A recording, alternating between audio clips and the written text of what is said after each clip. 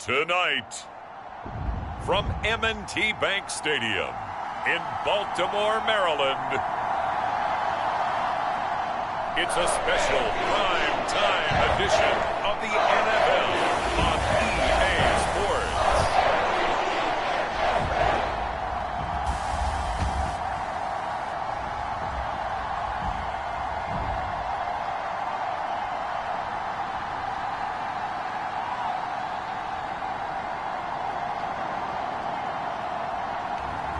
As we'll see Daniel Jones and the Baltimore Ravens taking on Lamar Jackson and the Chicago Bears. With Chesapeake Bay gleaming in the distance, we are inside M&T Bank Stadium near the Inner Harbor in Baltimore, Maryland. Tonight, we kick off the preseason with a good matchup right out of the gate, as it'll be the Chicago Bears taking on the Baltimore Ravens.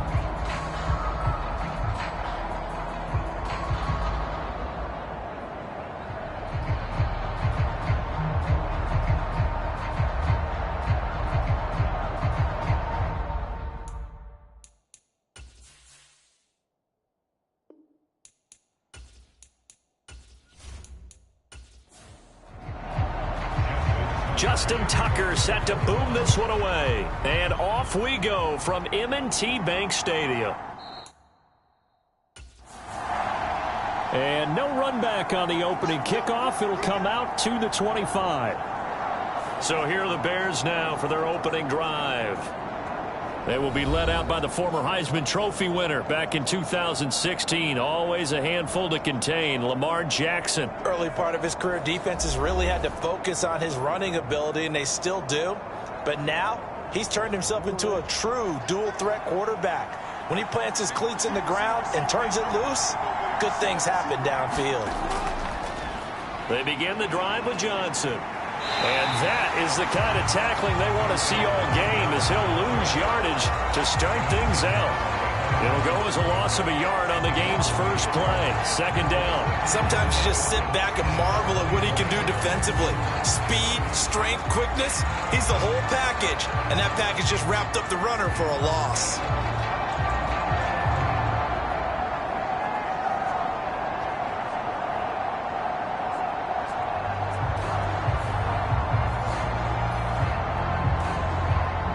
Of a yard there to start out. That leads to a 2nd and 11.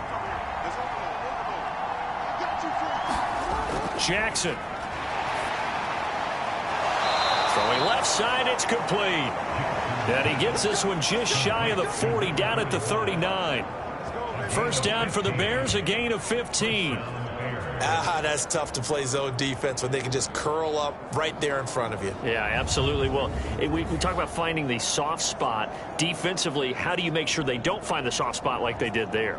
Tough to do, because what they normally will do is run routes that'll pull you out of that spot that they want to get into. That's what we call not taking the cheese, right? Don't go for the mousetrap. But it's hard to do because when you see a guy cutting that in that direction, you tend to go towards him. A first down carry here for Johnson. And getting this just shy of midfield. They'll spot it at the 49. They get 10 more there, and I believe that'll be enough for another first down. It will. So back-to-back big runs, picking apart this defense on the opening drive. I thought this was a passing league. I thought this was the era we were in where the ball was always in the air, right? They didn't get the memo. And they didn't get the memo, and I know this to be true. Offensive linemen still, to this day, they want to run the football. They want to fire out and hit people across the line of scrimmage, and they're clearing space. They stay on the ground on first with Johnson, fighting him off. And he's able to get this to the 40-yard line before he's out of bounds.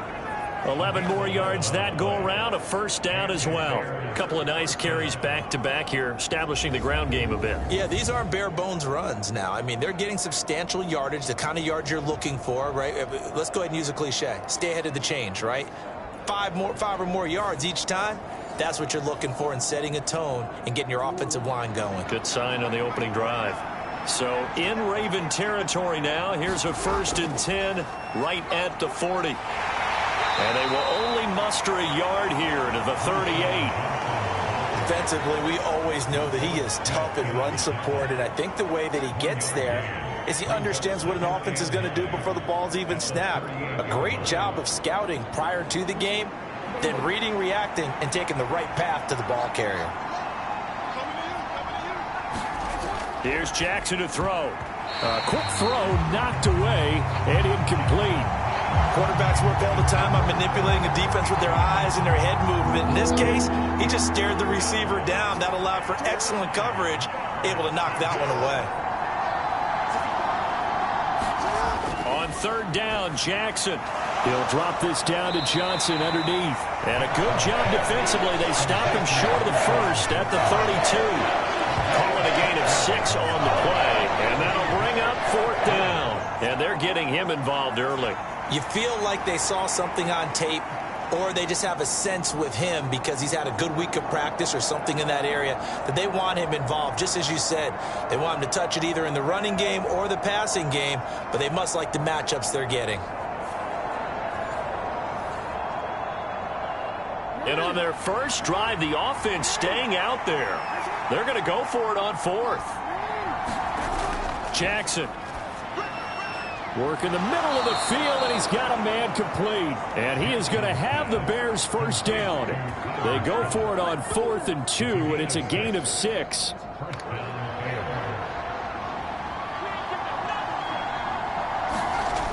Again, Jackson. Looking left side, and he's got a man. That's Coleman. Give him a gain of 5 on the completion, and it'll be 2nd down. Running from the gun, Johnson. And nothing doing. He's immediately taken down at the line of scrimmage. It's been a pretty long opening drive. This will be play number 11 coming up on 3rd down. Now it's Jackson. And that is incomplete. Oh, he had a defender right there with him to force that to the ground. And 4th down now coming up.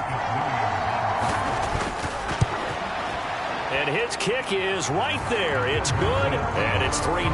The Bears hit the scoreboard first.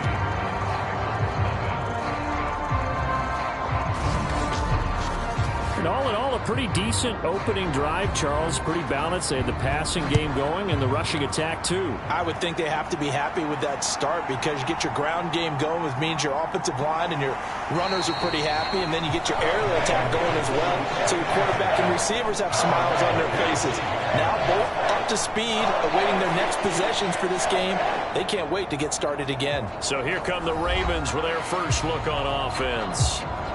And trotting out there, their tall quarterback standing at 6'5". I still remember when he was drafted, there was a little bit of controversy about how high he was selected by the New York Giants, but his talents were revealed. He can make every throw in the book. Surprisingly good athlete. As long as he takes care of the football, doesn't turn it over, he can really make plays. And this one goes nowhere. Losing yardage back at the 22. Call it a full 3 yards in the wrong direction there. Brings up second down. That was well played there defensively. 2 tight ends in the formation, which essentially gave them 7 blockers up front. Hard to imagine with all that size and beef that they could let a tackler through, but that's exactly what happened. A loss resulted.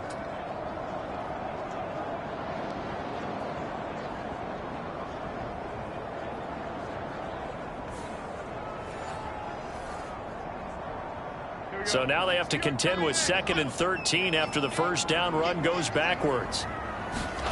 Now Jones. A short throw caught by Andrews. 2 yards on the pickup there. And that'll bring up a 3rd and 11 situation.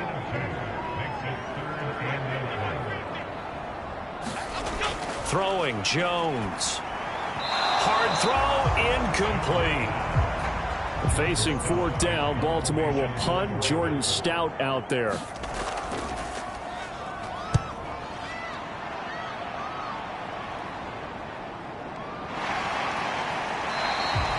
That's going to go in the books as a 55-yard punt. Well done. And the Bears take over.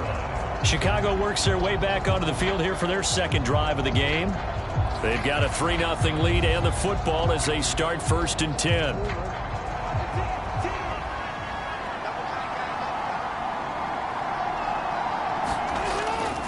And they'll start the drive on the ground with Johnson. And he'll get to the 29-yard line, brought down there. A good gain on first, has him set up with 2nd and just a couple of inches now from the 29. They go to Johnson again. And he'll get it up to the 33-yard line. 4 yards the pickup, 1st down. Now it's Jackson. Over the middle, complete. It's Scott. They'll wind up getting 7 on the play, and it's 2nd down. Now Jackson. And that is incomplete. A lot of force bearing down on him there. He could not hang on. It's 3rd down. And partner, to me, that one was all about timing. If he's there too early, it's going to be a pass interference call. If he's too late, it's a completed pass. He was Johnny on the spot on that one. That is caught. And he'll be taken down, but not before he works it past the 50. It's a gain of 13 for number 13, and it gives him a 1st down. Well, I think when they look at their offense, they think to themselves, weapons, weapons everywhere, and they want to move the ball around. They want to spread it to different people, but you absolutely know they want to get this man involved as well, and that's what they just did on that play. So in Raven territory now. Here's a 1st and 10 at the 48-yard line. Jackson options out left. Able to power through. And he takes this just a few yards shy of the red zone before going out. That time they pick up a 24 yards on the keeper. 1st down. Well, he is certainly dangerous when he spots a lane, and he keeps it himself there. Worked out well. And how about the moving parts on a play like this? You know you have to practice it over and over because it's almost like a ballet that has to be choreographed. But how about once he made the decision to go, he committed to it and went. Let's face it, most teams are going to defend the running back much more than the quarterback on that type of a play. Now Jackson. That's to the right sideline, and it falls incomplete. So it looks like they stopped some fight in them on this series because it seemed like things were headed for the red zone. But if this defense gets 2 more stops, they can keep them out of that area. On 2nd down, Johnson. 4 yards the gain, and it'll bring up a 3rd down. They are in need of 6 yards here if they hope to move the chains. Throwing is Jackson. Able to find the open man. That's complete. And the Bears are going to have 1st and goal as they try to finish off this drive with 6 points. And coming into this ball game, this was an offense that wasn't just talking about the notion of ball control. They were preaching it. They want to win the time of possession battle, and they've done so here. This drive's taken up quite a bit of the 1st quarter. Now they are set up 1st and goal.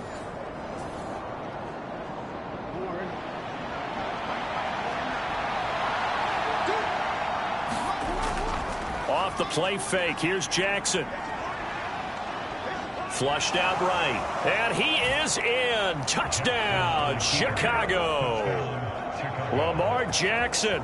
A 5-yard touchdown run. And they are able to add on to their advantage. Now, this defense, so many things to worry about in the red zone area, but you'd have to almost think that Lamar Jackson running the football, that might be number one. It should be number one. And in this portion of the field where things shrink a little bit because the receivers can't run past anyone because they'll run out of real estate, you should have all eyes on Lamar Jackson when the ball is snapped and try and keep him back in the pocket. Yeah, I don't think that they were surprised he was running it there. They just couldn't stop him, and he ends up in the end zone. A try here for the extra point. He's got it, and now it's a 10-0 lead here in the opening quarter. So that one a pretty time-consuming 10-play drive. And it was capped off by the touchdown run that came from Lamar Jackson. So an early 10-0 lead for them now as they kick it away.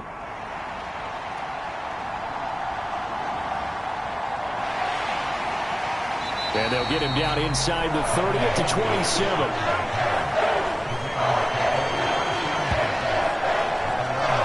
Baltimore set to take over here for their second possession of the game.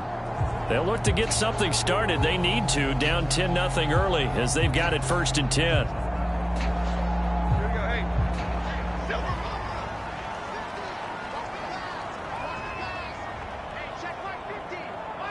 Flowers going to go in motion right. They'll start on the ground with Dobbins. And this will leave him a yard short. Nice pickup of 9 yards on 1st down. 2nd down and a yard.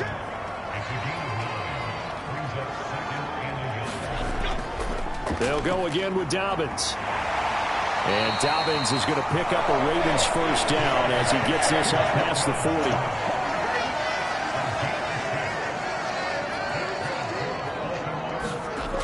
Looking to throw. Jones. Caught by Wilson. That'll go for a gain of 7. And it's 2nd down.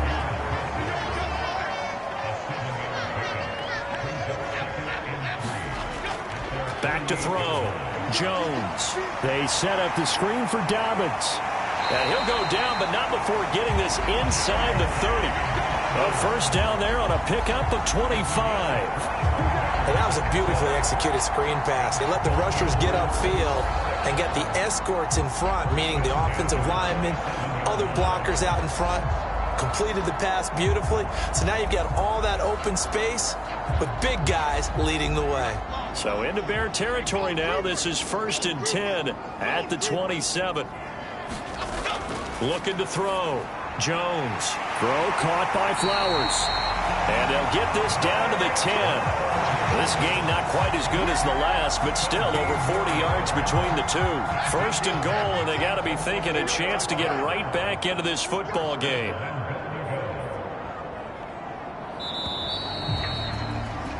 $10-0 the score after 1 on EA Sports. 2nd quarter now from Baltimore. It's the Ravens in possession. 2 big plays in succession. Not sure this D knows what hit him, but now they got to get ready. It's 1st and goal.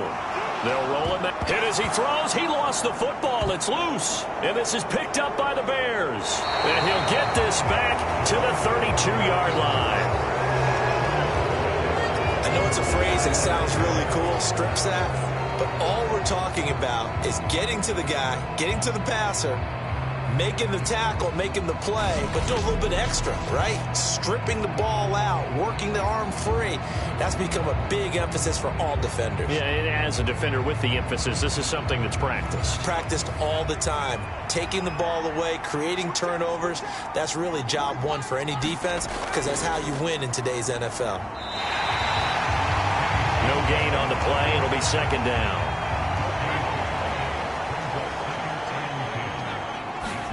And here comes throw number 1 for the backup QB. And that'll be incomplete. Took a pretty good shot as he tried to pull that one in. Couldn't hang on. 3rd down. Back to throw. Childress. He throws it on the move but can't connect as that falls incomplete. Here comes the Bears punter now, as he's on to punt for the first time tonight.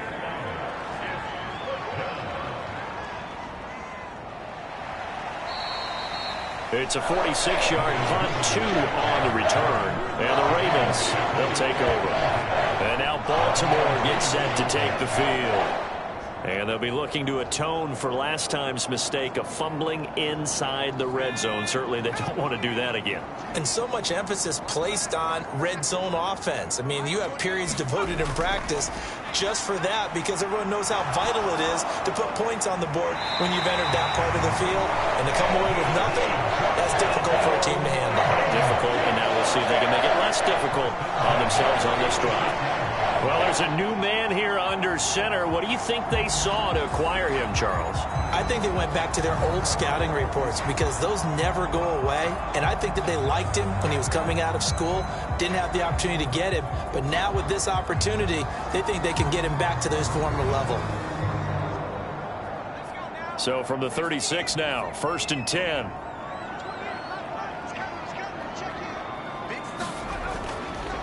Gibson here running out of the gun. And some good acceleration there as he's across midfield to the 48-yard line. 16 more on that one and another first down. That was good, tough running right up the middle. And if the defense can't penetrate and make him slow his pace or change direction, that's often the end result.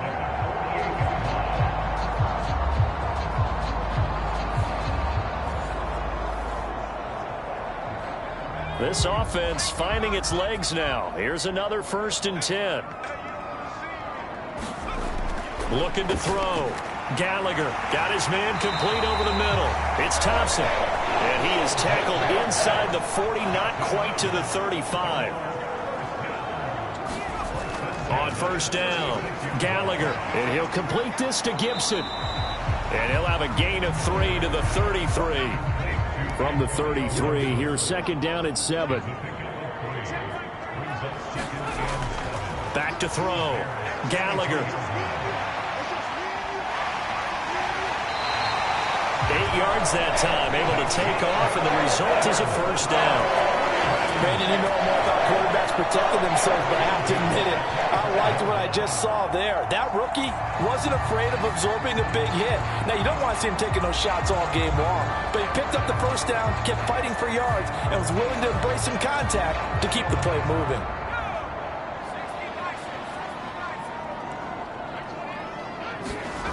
On 1st and 10, Gallagher over the middle, complete. It's Thompson. And he's going to get a solid gain of 9 before being brought down. 2nd and right at a yard.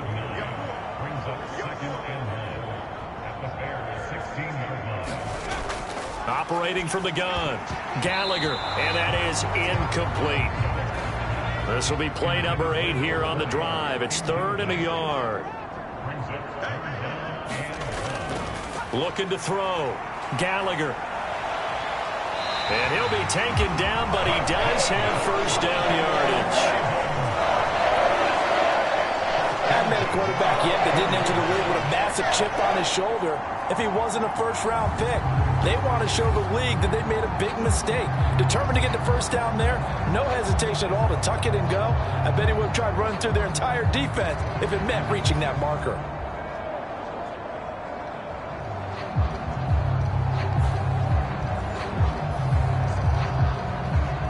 There's a 1st and 10 at the 14-yard line. Straight ahead, Gibson. And they get to him quickly here as he stopped right around the 13. 2nd and 9. On the counter, Gibson. And this carry terminated at the 8-yard line. Good stick skill showing the power, but just not much room to operate.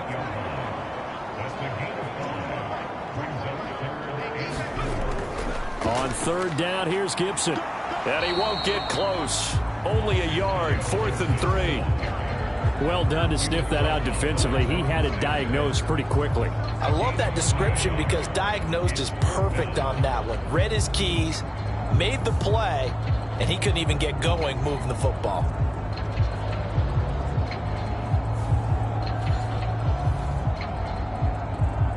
John Harbaugh going to roll the dice. They're going for it on 4th down. Needing the tough yards, they run it with their fullback. And he'll be taken down, but he does have first down yardage.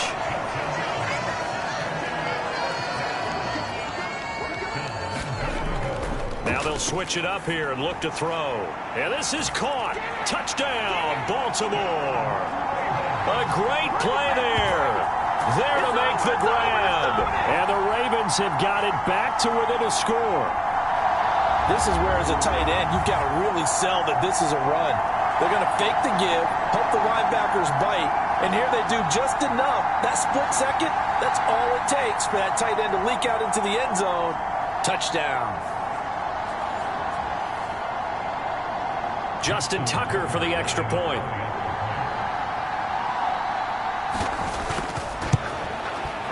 And they're back within a field goal. It's 10-7 now. So that one a 13-play drive in total. And it's capped off with a Ravens touchdown.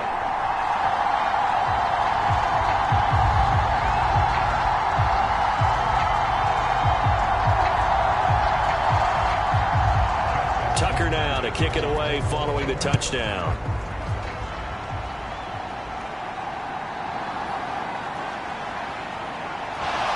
Solid return, pretty good field position. They'll start at the 32.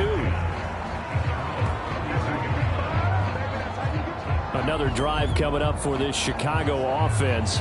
And Charles, a very uninspired effort the last time we saw them out there was a quick 3-and-out, then they punted the football. Yeah, and you never want to get stopped so soundly during a series, but what would be even worse now is letting it happen again right here. They've got to get going.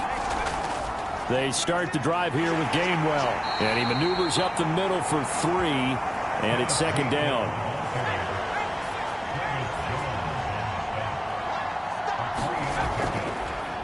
They'll let the QB keep it here off the option. And holding it may be the wrong decision as he stopped in the backfield. Now they're staring at a 3rd and 8. That last play backwards a yard. Pretty good job there defensively of stringing that one out. Yeah, you've got a quarterback who's waiting and waiting for something to develop, and it just never materialized, and down he went behind the line of scrimmage.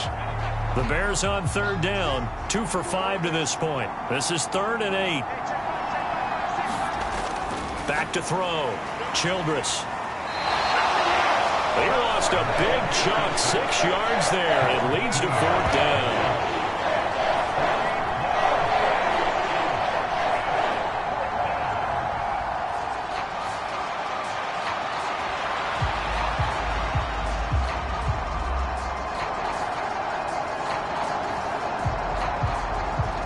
Here comes the Bears punter now, as he'll kick it away for the 2nd time.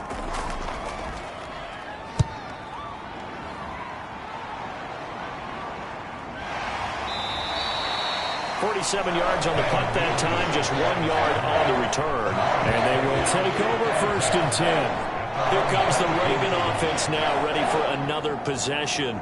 And that last drive was very, very balanced, pretty methodical. You think they go that route again? I'm always of the school that until they stop me from doing something, I'm going to continue. And I think that that's exactly what they'll look to do. But the beauty is the balance that they've created sets up opportunities for big plays. Looks like a run, turn into a play action, and throw one deep.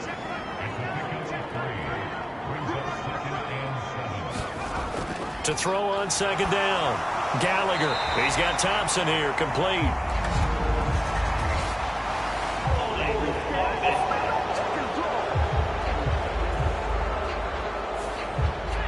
They'll come up now on a 2nd and long after the hold.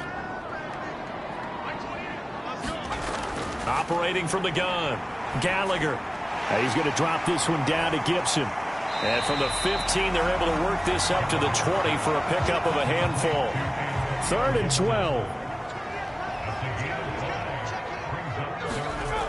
12. Looking to throw. Gallagher. And he works his way past the line of scrimmage and then slides to a halt. 4th down, and out comes Jordan Stout here to punt.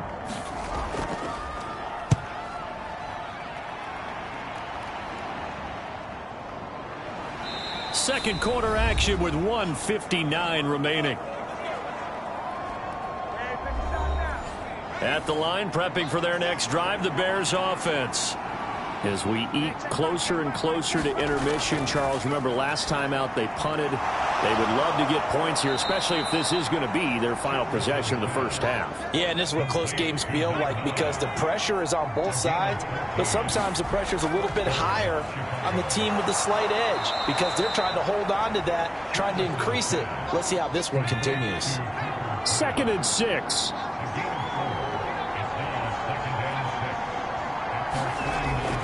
Back to throw. Childress. That's to his running back, Gainwell. And they go backwards here, losing yardage back at the 48-yard line. Now the Bears going to call the first of their timeouts as they'll stop it with just over a minute to go before halftime. Back to throw again. Firing quickly here, and that's complete.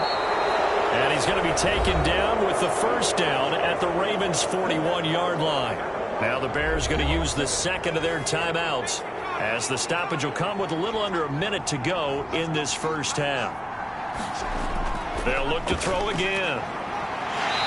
And he can't find anywhere to go with it, and he goes down. Credit the sack to Leighton Vander Esch. And they brought the pressure there just right up the gut, didn't they? Yeah, they certainly did. And, you know, when you've got so many different responsibilities as an offensive line, you got to deal with the nose tackle, the 2 defensive tackles or ends, and then sometimes you just can't account for everyone. The linebacker slipped free. So after the sack, here's 2nd and 14. Looking to throw. Childress drops this one down to Gainwell. Short completion, just 4 yards. And that brings up 3rd and a full 10 yards. Operating from the gun, Childress. And they'll work this down inside the 30. Now a timeout signaled for, and they'll get it with 10 seconds to go before halftime. So even though it's first down, here's the field goal unit on now to try to get 3 before halftime. Made his first. This now from 46 yards away. And this one is right through. And the lead stretches to 6 here. It's 13-7.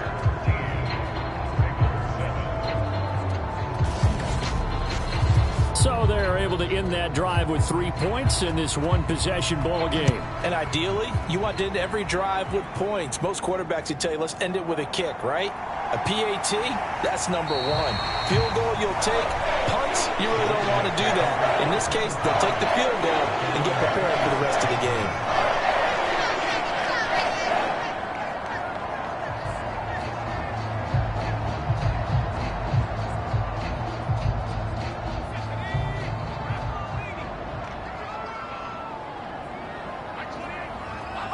All that remains is to snap this once, and that'll do it for the first half of play.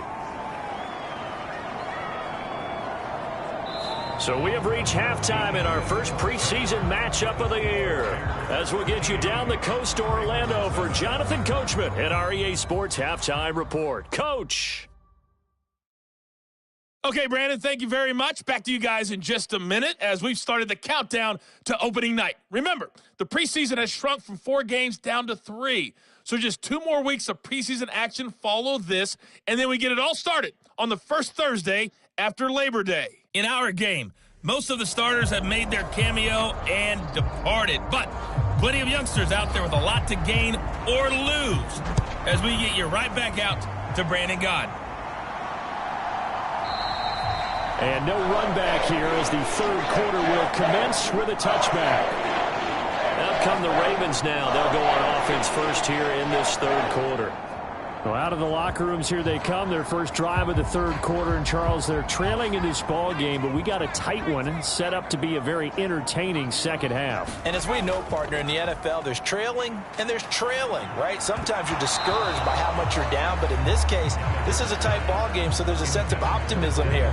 I think they went into half and looked at their play sheet and said, these are the plays we really like. What do you say we use them to start the second half and get us going?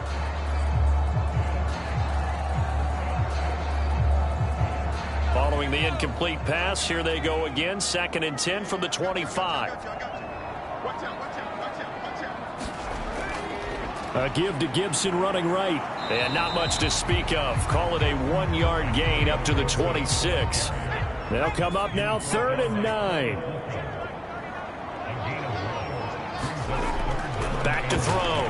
Gallagher. This is brought in by Gibson. And this effort will not get it done. He stopped well short of the first down at the 29. 3 yards, all they could muster there, and it'll bring up 4th down. How about that strategy there, Brandon? 3rd down. They just said, we've got faith in our tacklers. We'll give you the short stuff, and just decided to protect the sticks. So every time I hear fans telling me tackling's not a part of the game anymore, plays like that, I can clip and save and show them you have to tackle well if you want to be a good defense. On 4th down, the punt team is on as this is sent away. Just a yard return there after a punt of 49. And it will be 1st and 10 as they take over. So here are the Bears now as they get set for their first possession of the second half. And both of these defenses have been stifling these last few drives offensively. Just not able to get anything going. So what needs to change? I think a lot of the guys will go back and review, so to speak, because everyone has someone assigned to how did each play work. Okay, what did we use that kind of worked for us during this game? Try and get back to some of those plays, as well as the possibility of showing something you haven't shown already in this game and trying to change things up. We'll see if they take the advice of Mr. Davis. As they began this drive, I was wondering how they were going to attack since they're playing with the lead. Would they continue to try and push the ball downfield? Well, after one play, it appears that the answer is yes. From all the way up at the 38 now after a good start to the drive. Looking to throw. Childress. He'll get 5 out of the scramble. It's 2nd down.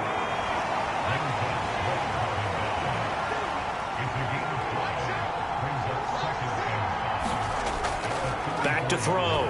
Childress. Quick hitter here. It's complete. And he's going to be taken down with the 1st down at the Ravens' 45-yard line. It's a gain of 11 yards that time, and it produces a new set of downs. So in Raven territory now, here's a 1st and 10 at the 45-yard line. And they'll try to run the option here. Only a yard on the keeper, and it'll be 2nd down.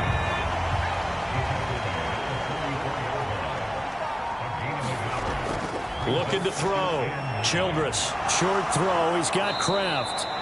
So the completion results there in 9 yards. And it'll leave him with 3rd and a full yard to go.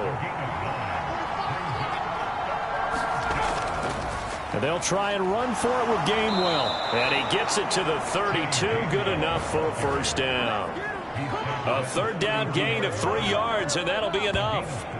That's a tremendous group effort there, because when you talk about offensive lines, the best ones, talk about guys that play in harmony, in sync, and getting things done, and they did that on that play. Yeah, especially on 3rd and 1. Got to be in sync, and they were.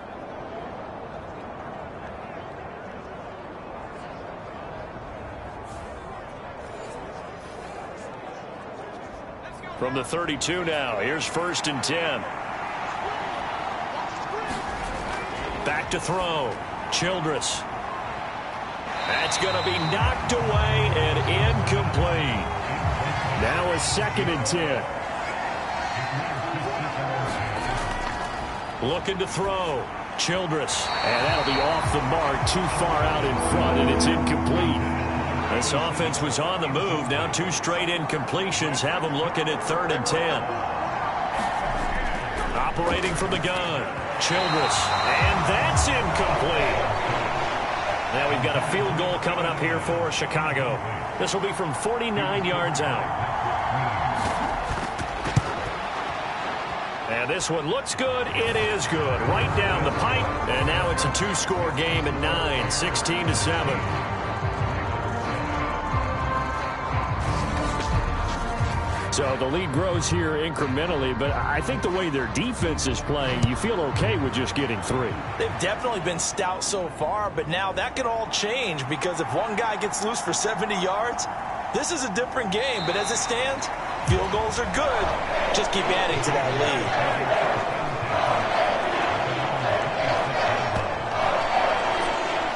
Baltimore about ready to go on offense. Over on the sideline, hoping to hit that reset button between possessions. Last time out, they had to punt it away. This time, hoping to finish this thing off in the end zone.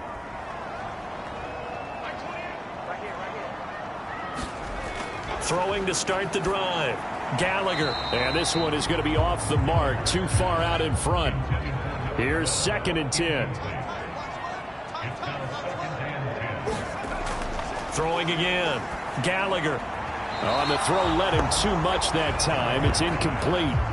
This defense has passed its first 2 tests by forcing back-to-back incompletions. They know there's probably another throw coming on 3rd down. Let's see if they decide to force the issue by sending people on a blitz. To throw on 3rd down. Gallagher. And he'll be brought down at the 28, and that is well short of the first. Only able to get back a yard for his efforts, and that leads us to 4th down. And, partner, I would guess that in his headset he was hearing from his coach, it's 3rd down, don't take a sack. And in this case, he's able to avoid the pressure and get out of there. He doesn't get the first down, but he does turn a possible loss into positive yardage. The Ravens send their punter out now. He's been terrific so far.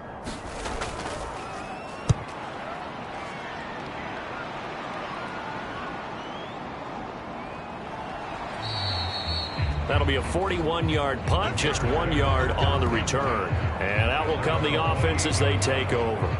The Chicago offense set to get started. And they're not going to play this conservative, I don't think. They had the field goal last time, and they're up, but they're looking to put a drive in the end zone. Oh, I agree with you totally. No one goes out on the field and says, all right, let's just settle for 3, except in certain situations, trying to ice a game, that sort of deal. Most of the time, it's end zone, and that's what you're thinking, and I believe that's exactly what they're thinking as they begin this one. Yeah, no quarterback ever goes out there saying, hey, let's get 3, right? Not one that I've ever met. On 2nd down, Gainwell looking for space. And he will lose yardage here to the 31-yard line. Now they're going to be dealing with a 3rd and 7. Is that one officially a loss of 1? Part of the thinking when you bring in extra tight ends, you're hoping that each of your guys gets those one-on-one blocks and creates a crease for your runner. You know what the converse is, though? You've got to win those one-on-one blocks, and when you don't, that's the result you end up with. Now 3rd down and 7. Back to throw. Childress. Oh, he had him. He was open, but he couldn't get it to him. It's incomplete. Here comes the Bears punter now as he's on to kick it away. Averaging 50 yards a boot so far as this one's away. A 40-yard punt, 1 yard on the return. Baltimore's offense set for this next possession. And our game's hit a little bit of a lull here, a little bit of a snag. Punts on back-to-back drives. And old-school coaches don't necessarily mind that. Didn't turn it over, right? Didn't create a big play for the other team. Right now what you're looking for is can you gain an advantage in field position? And that's what both teams are seeking right now. Yeah, they'll be seeking to gain that advantage here on this drive. Looking to throw on 2nd down. Gallagher, and this is incomplete. This offense in desperate need of a conversion as they come up on 3rd down. Looking to throw. Gallagher. And they're going to get him down well short of the first as he can only get this to the 30. Only able to get back a yard for his efforts, and that leads us to 4th down. Partner, just a second earlier, and they might have had him because they certainly thought they were going to close in and drop him behind the line of scrimmage, but he had just enough time to dodge the pressure, and he ends up getting yardage before being stopped.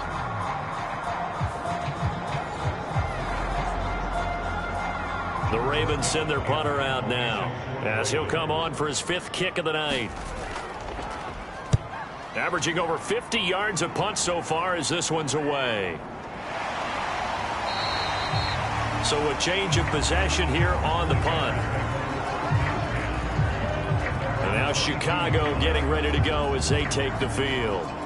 This crew had to punt last time they had the ball, but when you've got a lead like this, you content to play the field position game? You are to an extent, especially if you like your defense, because you have the lead, you've been controlling the game. But why put them in a tougher spot? You want to get out there and get something done on offense and maybe take command of this game yourself. And this turns into a nice gain with a slide at the end. Good coverage downfield led to him taking off, picking up the first down on a 13-yard run. The defense did its job of taking away a quick throw, but that's only half the battle because they've got to get to him before he can make a run for it. A little bit late containing him there, so he makes a nice gain out of a play that looked like it was in trouble. On 1st and 10, it's Gainwell. And he can only manage to get a couple. 2nd and 8 coming up.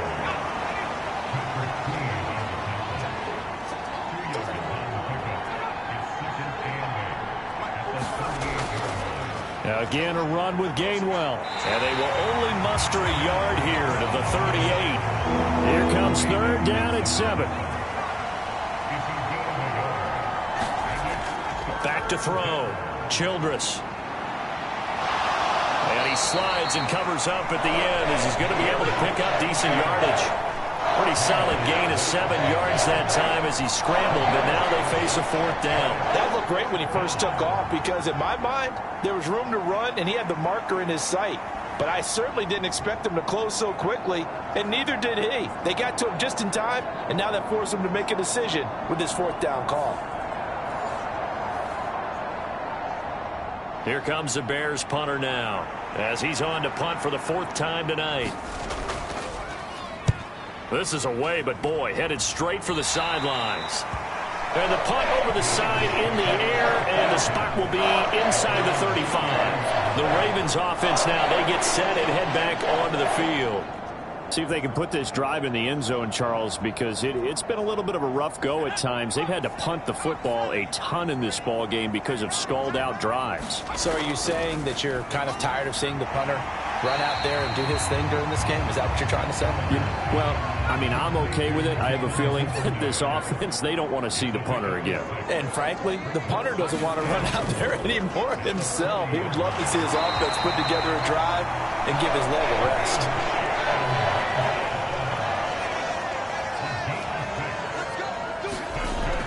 On 1st down, right back to Gibson. And he's got it across midfield and into Bear territory. From just across the midfield stripe, here's a 2nd and 4. Looking to throw. Gallagher. They'll set up the screen for Gibson. And I think the ball's out, but this will fortunately wind up out of bounds. You can almost see inside his face mask there the look of relief. He coughed it up, but it goes out of bounds. They keep it. Someone came around the lucky horseshoe, aren't they? If I were him, I'd go out and play the lottery after that one. A very fortunate man. And they're operating in plus territory here. They're thinking points. Definitely don't want to lose the football at this juncture. So from the 36 now, 1st and 10.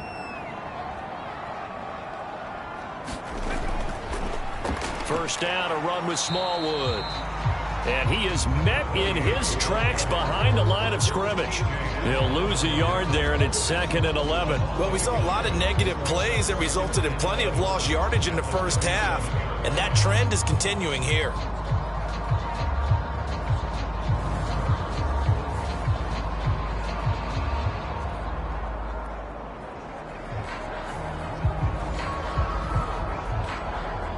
So after the loss of a yard, they'll look to push forward here on 2nd down and 11. Back to throw. Gallagher. This throw taken in by Isaiah Likely. So 5 yards here, 5 on the play. And that'll lead here to a 3rd down. 3 quarters in the books. We'll return with more preseason football on EA Sports. Back now in Baltimore. It's the Ravens with possession of the football, but trailing on the big board as we get set for the 4th. From the gun on 3rd down, Gallagher, and he's unable to haul it in, so it falls incomplete over the middle third of the field, and that brings up 4th. Tucker's kick is good, and the deficit trimmed to 6 now at 16-10.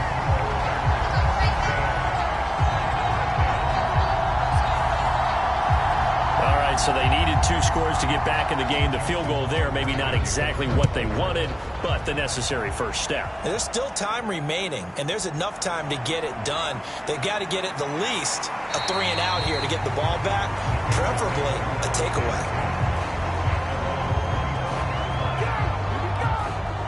The Chicago offense set to get started. Their lead back down to one score after the field goal a moment ago, so they'll be looking to string together a few first downs, likely on the ground as they begin 1st and 10.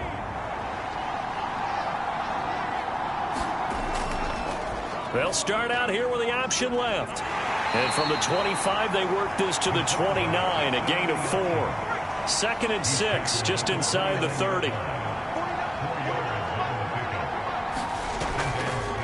He's going to keep this again. And he's going to be met at the line of scrimmage and taken down. They'll come up facing 3rd and 5. Looking to throw. Childress. He's got his running back out of the backfield. And he will have the Bears first down as they're able to get the 3rd down conversion. And that pickup of a first down, that's going to leave a mark because they really needed to stop them there, didn't they? Oh, so frustrating. Defensively, you're a play away from getting that football back here down late. Tough. Now they've got to find a way to create a turnover or a takeaway. Otherwise, this one will probably get away from them. So from the 39 now, they'll come up on a 1st and 10. He's going to use his legs here. Only a yard on the keeper, and it'll be 2nd down.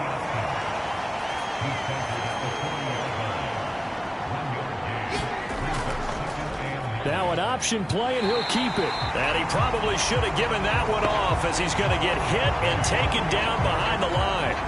That's a big loss of 3, and it brings up 3rd down. And not a lot of success to be found there. Oh, you got that right, partner, because if you're trying to make guys miss about 10 yards or so downfield, that's a pretty good play. But if you've got to do it in your own backfield, I consider that a problem. That doesn't work too well. On 3rd down, Childress. Now a loose football. The ball comes out, and it's picked up by the Ravens. And his guys are going to take over at the 39-yard line.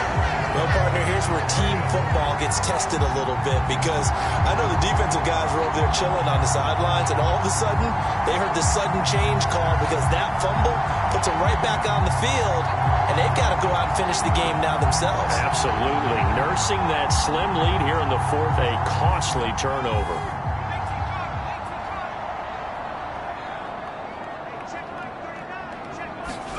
Following the fumble recovery, Gallagher. That's taken in by Duvernay. And he's going to get this inside the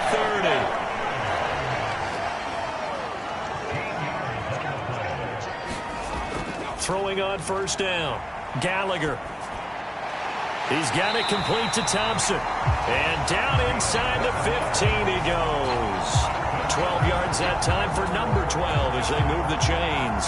And here we are in the 4th quarter, partner, and watch them drive for what would be a go-ahead touchdown. And you and I both know this is where you need a quarterback who can keep his cool back there. Not just for himself, but to keep the rest of the team relaxed too. Back-to-back good plays have them on the move on 1st down. A give up the middle to Gibson. And they get to him quickly here as he's stopped right around the 13. Now 2nd and 9. Back to throw. Gallagher firing quickly, but it's incomplete. The Ravens on 3rd down. Just one conversion in 8 tries. Not good. This is 3rd and 9. Got a man. It's caught for a Ravens touchdown.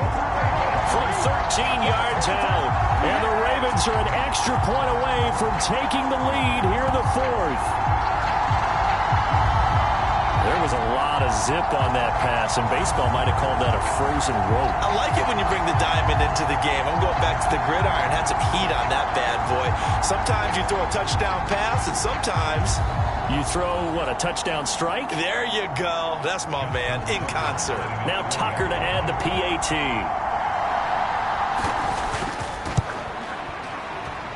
It's up and good, and they take the lead by a point, 17-16. The drive summary that time, 5 plays. And it's capped off by the Baltimore score.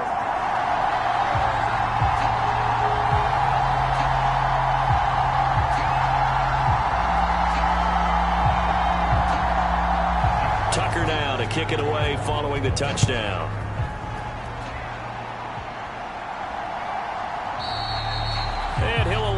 set to return this one, so they'll bring it out to the 25 on the touchback. And now Chicago getting ready to go as they take the field.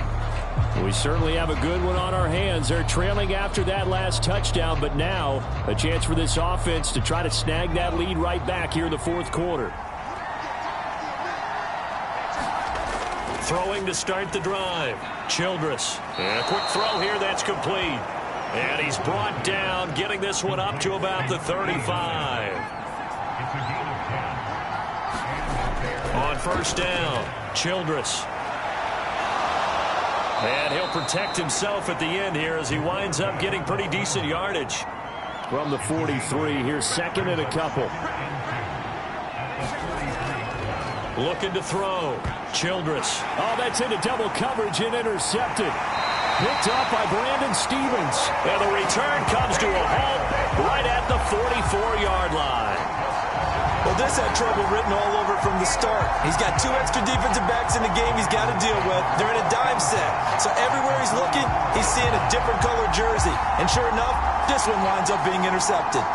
The offense for the Ravens returns to the field. Another important fourth quarter series coming up. That last INT helping to maintain their slim advantage.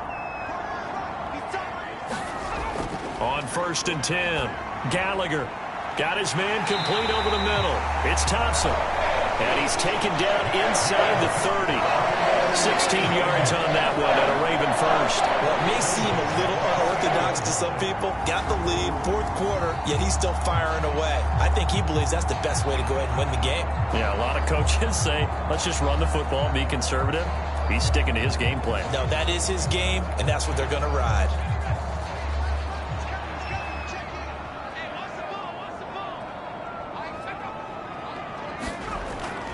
On first and 10, it's Gibson. And he is met at the line of scrimmage, and he goes down right there. Second and 10. Operating from the gun, Gallagher.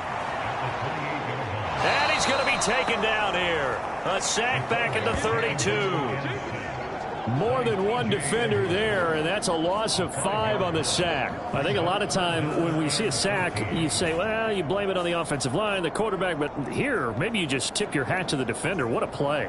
Yeah, and I think sometimes they just get a sense of the play before the ball's even snapped. Kind of like a sprinter anticipating the gun in a race.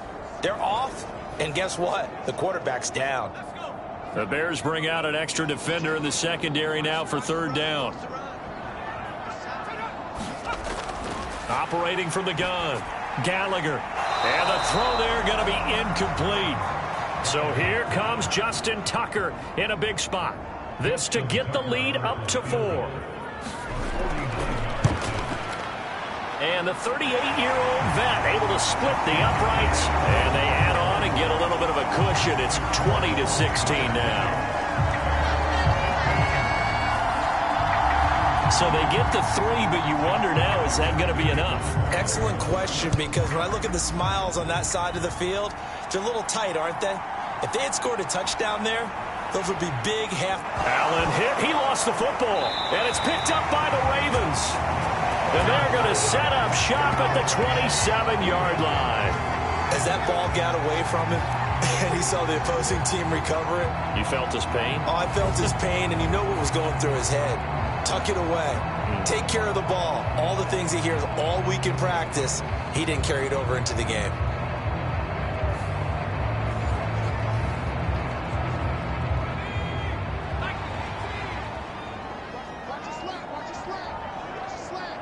Duvernay in motion. Throwing to start the drive. Gallagher eluding the pressure right. Oh, no, he lost the football. But this will get out of bounds, so possession will stay the same. Second time he's fumbled in this game. Fortunate for him, this one goes out of bounds. And the key for him now is how much equity have you built up with your coaching staff? How much equity have you built up with your team to continue to get opportunities? Fortunate that one went out of bounds, saved him from a turnover.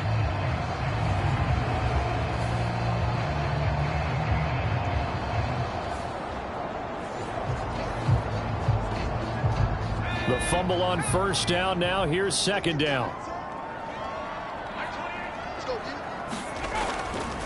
to throw. Gallagher. Throw left side complete. That's Thompson. That catch puts him over 70 yards receiving now as he's got a first down. Looking to throw. Gallagher. And it's incomplete. After the incomplete pass, here now is 2nd and 10. A handoff for Gibson. Oh, nice move. And the Ravens are going to have a 1st and goal forthcoming as he takes this down to about the 5-yard line. Well, they didn't accomplish their goal. They didn't get a stop there, gave up another first down. They have all 3 timeouts in their pocket. I think defensively you've got to start thinking about using them here. I was just going to ask you at what point you think now's the go time? I think now's the go time. I don't think you sit back and wait because they can take a lot of time off the clock between plays and run 3 to 4 and really put you in a stressful spot. So 1st and goal, 6 points here would go a long way toward wrapping this one up. They'll run with Gibson. And he's going to get him about 3 yards closer. He's down to about the 2. From the 2 now, 2nd and goal. And they'll try to pound it in with Ricard. And he'll get in. Touchdown, Baltimore.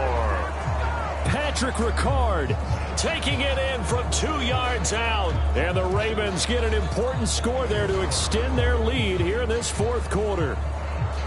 We talk so often about how hard it is to win in the NFL when you turn the ball over. And here a late turnover leads to a 4th quarter touchdown and a 2-score lead. And what's more important is being able to take advantage when a turnover presents itself.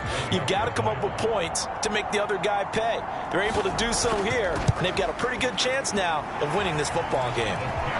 Tucker with the extra point, and that pushes the lead up to 11. That time a 6-play drive. And it's culminated by a 2-yard touchdown run. Tucker now to kick it away following the touchdown. And not willing to risk another fumble, he'll sit on this one. It's a touchback. The Bears offense out there set and ready to go. And the script really is flipped for them. The momentum on the other sideline, and now they have to try and battle back from a 2-score deficit.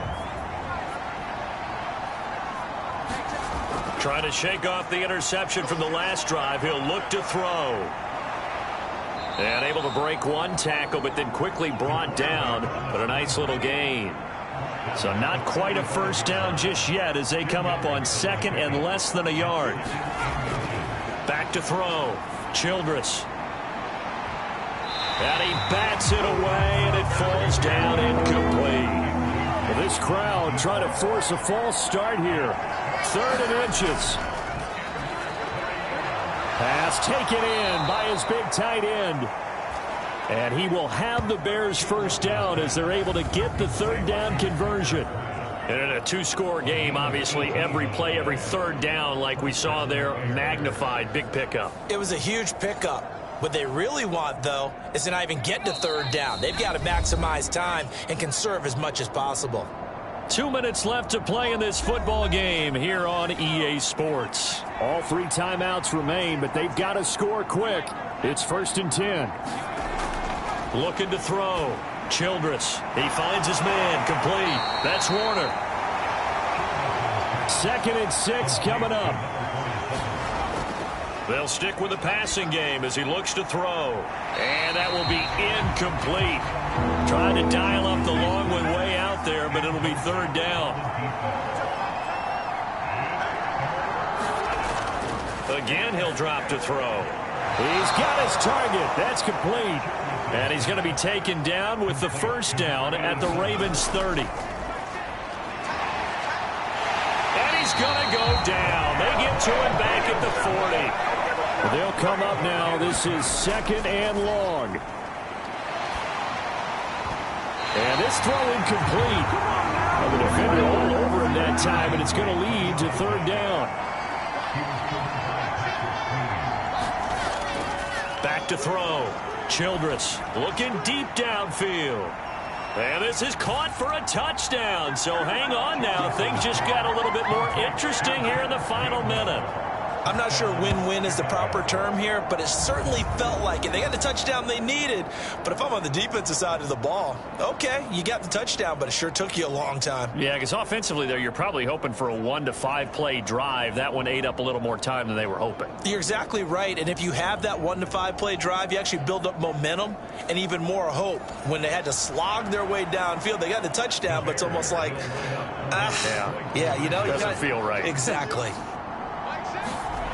They'll look to throw.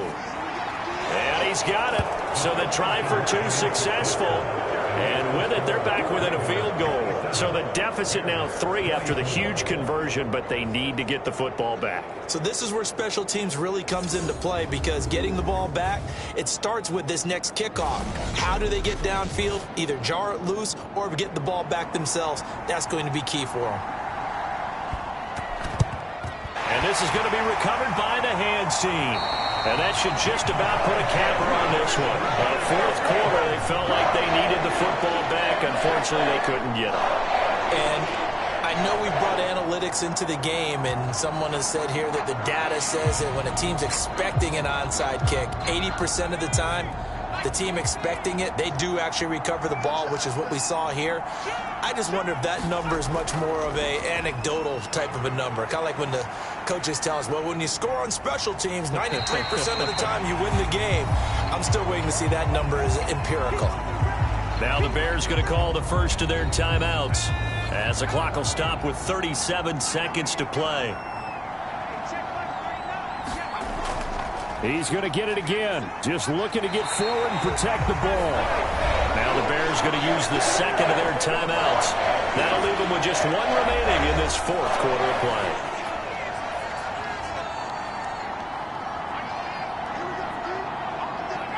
And they'll indeed take a knee. Now the Bears will use their third and final timeout as they'll stop it with a little over 30 ticks to go in the football game.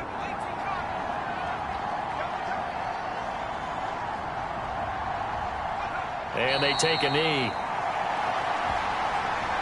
Well, partner, it's just preseason, but it always feels good to be in victory formation, taking the knee for the W. Yeah, I've often thought to myself when I watch these preseason games, some teams need the wins more than others. You know, if you're established and you're used to winning, not quite the same. But if you're trying to learn how to win, it's important to get it done. And to be able to kneel down at the end, even better.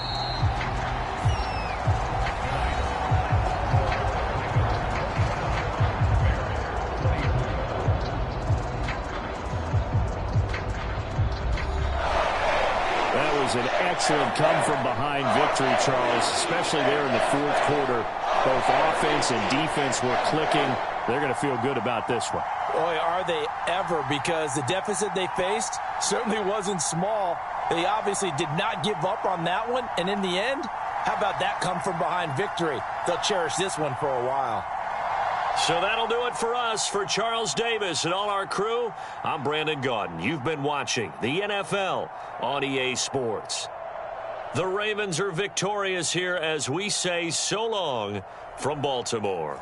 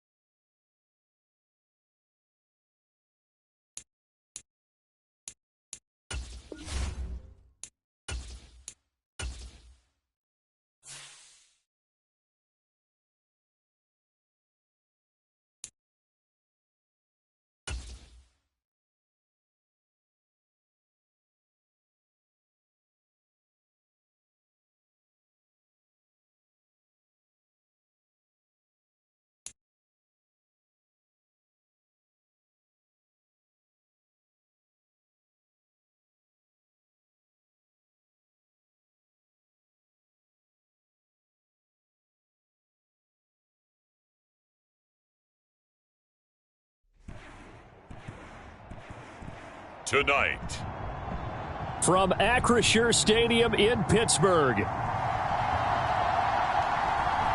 week 1 of the NFL preseason on EA Sports.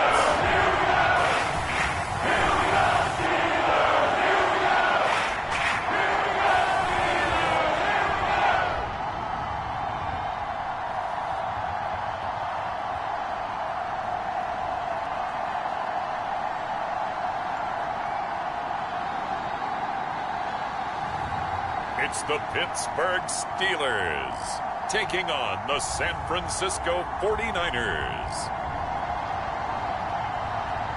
EA Sports coverage of the NFL brings us to the world's steel capital in the city of bridges, Pittsburgh, Pennsylvania, and Acrisure Stadium.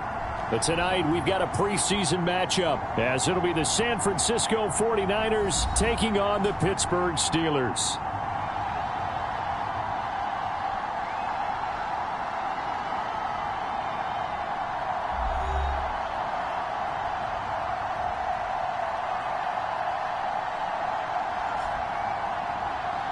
Along with Charles Davis, I'm Brandon Gaudin, and we finally made it, partner, through the winter, through the spring, now into the summer, and football finally back. And during that time off, we all cherish our vacation time.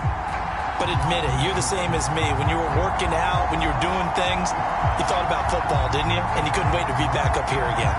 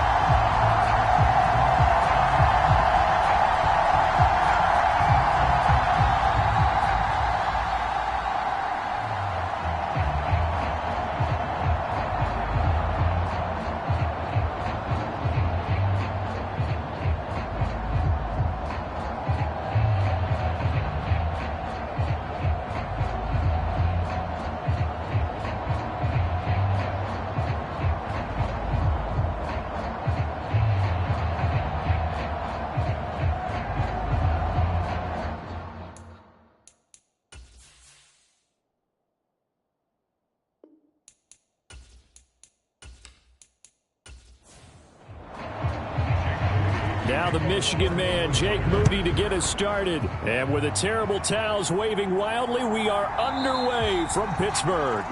And he opts to not bring this one out. The first drive will start at the 25. So the Steelers offense getting set for their first drive. And they'll be led out by their 7th-year quarterback.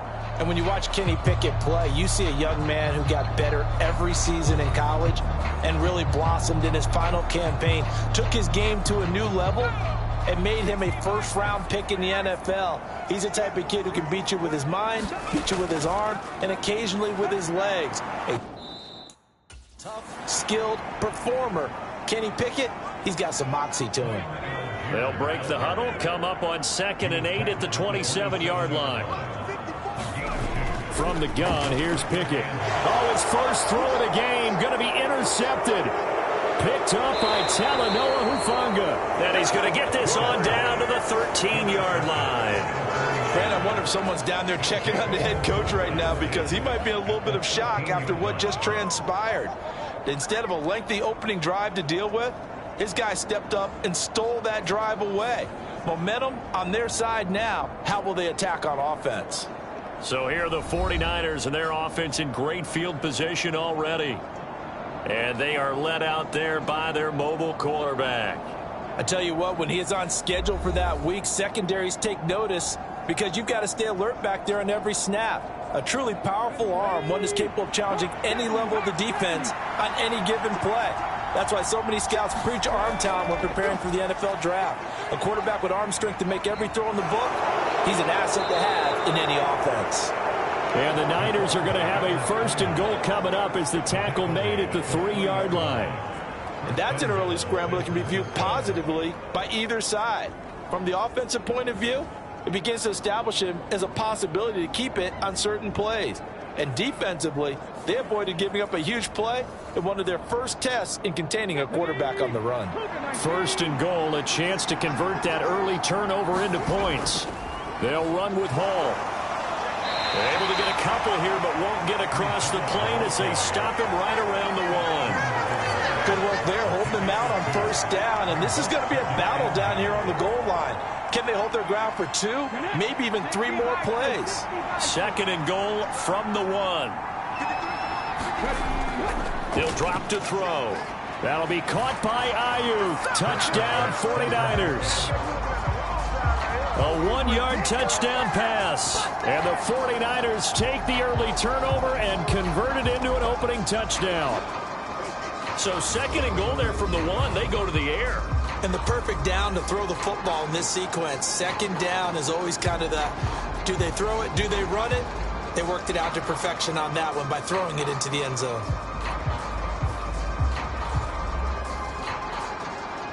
Jake Moody now for the point after.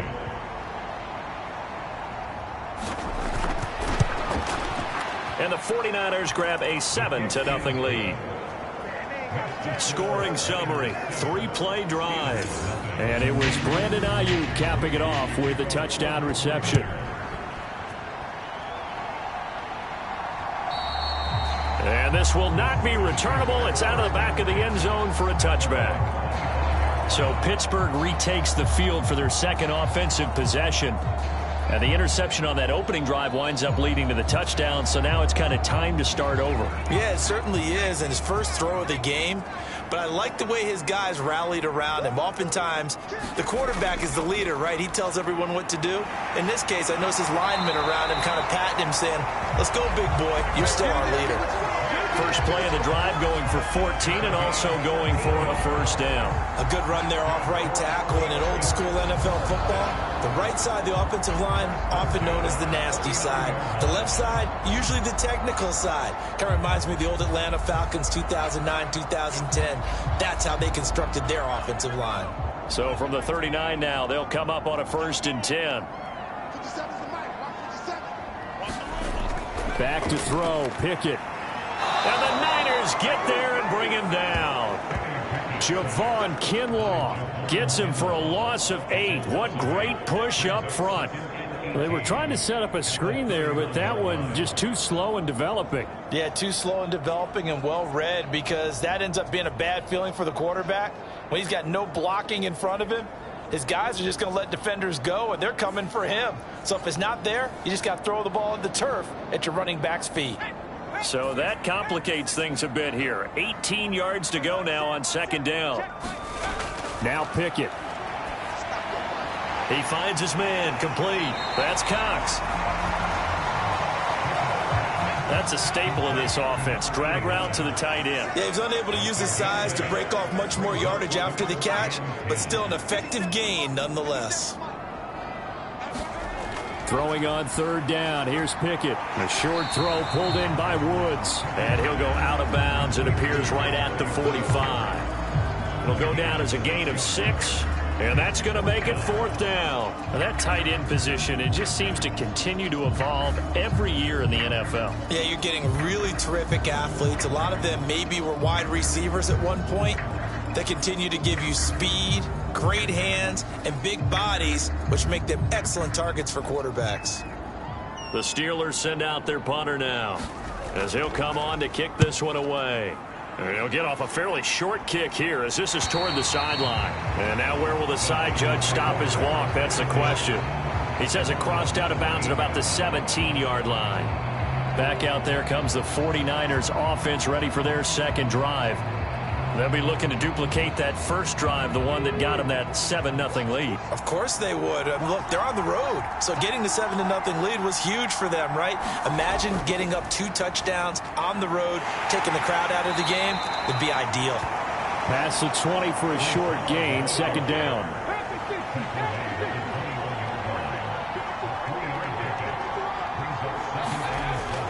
On 2nd down, a run with Hall. And only a couple there up to about the 23-yard line.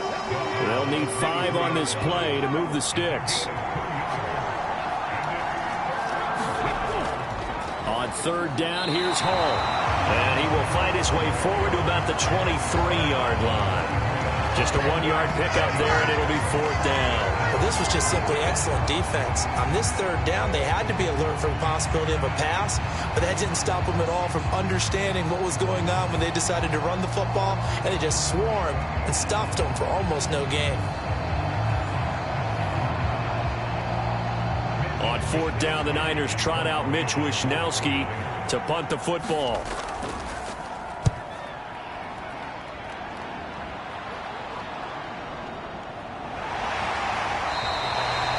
Call that a 46-yard punt with a net of 40 on the 6-yard return. And the Steelers will go on offense here, 1st and 10. And Pittsburgh getting set to take the field. And the results for them have not been strong to this point. 2 drives have ended in a turnover and then a punt. So would it be too snarky for me to say that they've shown improvement? Because you had two drives with turnovers. Now they punted it away, so at least they didn't turn it over. So that's good, right? You're going to get some angry users reaching out to you on social media. Well, I don't mean to be. I was actually looking for the positive. Silver lining, you know. Pickett looking to throw on 2nd down. He finds his man, complete. It's Cox. And he'll be taken down, but not before he gets into enemy territory. Back-to-back good plays have him on the move on 1st down. On 1st and 10, here's Gibbs. He's got it to the 43 here.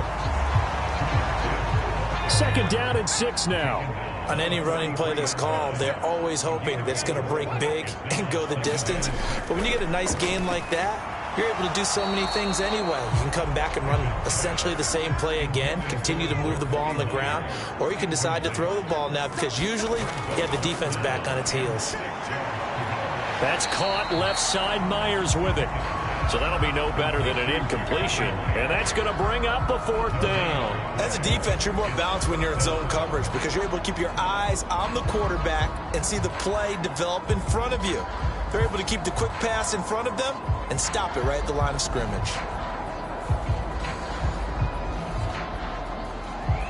And they're going to at least line up to go for it here on 4th down. Pickett back to throw. Oh, and his early struggles continue. Here's another one intercepted. Picked off by Fred Warner. And the 49ers are going to have great field position here as this is returned just shy of midfield. But to me, it's pretty simple, and it's fairly obvious, isn't it? He's got to start making better decisions with the ball. That's now 2 interceptions in the 1st quarter. After interception number 1, there was a long talk on the sideline, and now he's made another mistake. Yeah, he's just been kind of laying these passes out there. He's kind of been floating them a little bit. He's got to be more decisive in his reads and definitely more decisive in throwing the ball. Rifle it in there every now and then. Now Hall to start the drive. And great blocking downfield as he's got this almost to the 35-yard line. 15 yards is the pickup there, and the drive starting very nicely. 1st down. Absolutely love the run right there. This guy's known for his quickness, but also for his speed. And he's able to get to the 2nd level almost before you blink if you give him any type of blocking. Always talk about slot receivers, and they're usually known as quicker than fast. In this case, we've got a guy who's quick and fast, and he used it to great advantage. And he's got this down almost to the 20 before he's dropped. 1st down, San Francisco. The pickup, 14 yards. Well, they're making an effort to get the ground game going tonight. So far, it's working. I like what we're seeing from the offensive line. They seem to have the leverage going and are controlling things and reestablishing the line of scrimmage, moving that defensive front backwards. But also like what the runner's giving us, too. It appears that he's been waiting all day long to get out here and take off.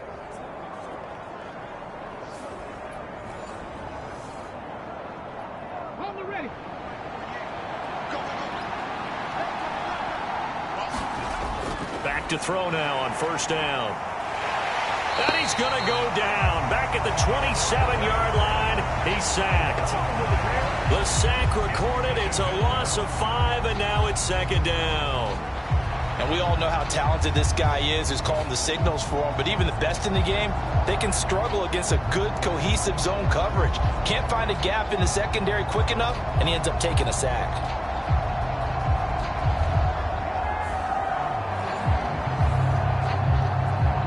Coming up now on a 2nd and 15 following that sack.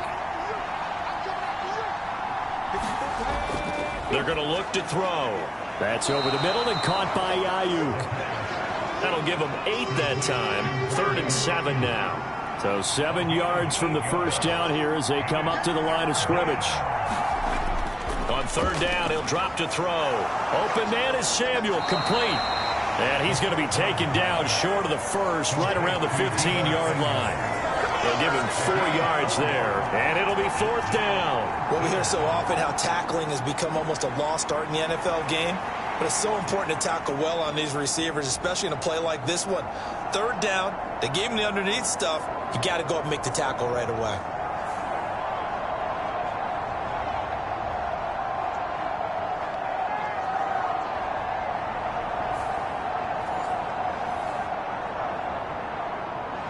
Jake Moody now on for the field goal. That's just 32 yards officially from the right hash. And his kick is good. And that will extend their lead even further.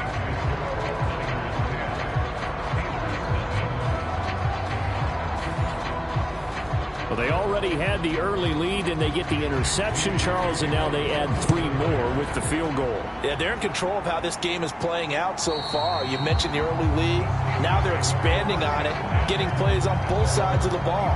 A winning recipe if they can keep this up. The Steeler offense set to regain possession. And 2 interceptions already here in this first half. That's got to affect him a little bit, right? He's got to be thinking about it. He's got to be thinking about it, but most of the good ones, they find a way to put it aside. They're not happy about it by any stretch of the imagination. They find a way to put it aside and continue to play their game. Can he put it aside?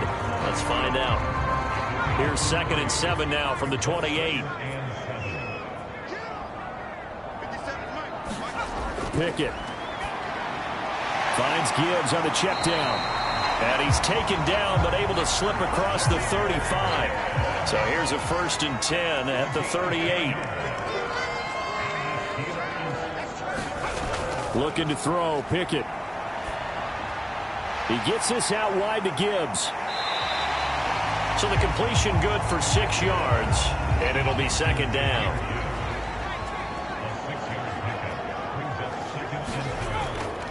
Straight ahead with Gibbs here.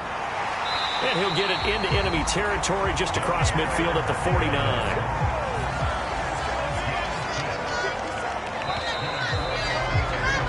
10-0 to score after 1 on EA Sports.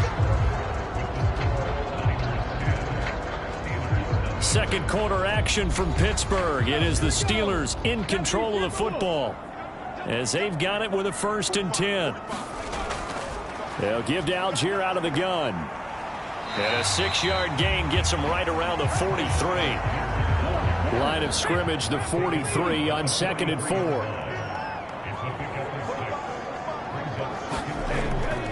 They'll stick with Algier. And some good tackling there as he stopped up at about the 41. Trying to keep the drive going here. This is play number 7 on 3rd and 2. Algier will try to pick it up. And he'll be tackled about 2 yards shy of the line to gain. A 1-yard pickup leads to 4th down. 3rd and 2, and they ran the ball for only 1 yard, and everybody's going to scream at the offense. But let's give a lot of credit to the defense on that play. Defensive front out leveraged the offensive line. They got more people to the football. Yeah, they won that battle in a big way, and they're forcing a big decision now by the guys on offense.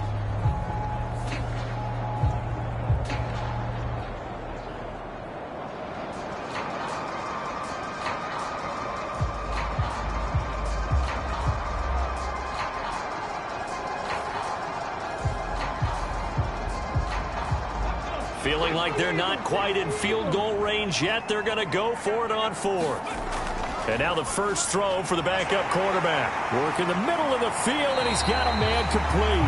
And they're able to get this one past the 30 to the 25-yard line. A defensive breakdown allows a pickup of 16 on 4th down. Both sides were holding their breath there on that 4th down play, and the offense can breathe a sigh of relief. And both knew exactly where the first down markers were. You know the defense is trying to guard those sticks and try and keep people in front. But somehow, some way, those guys found a way to pick it up.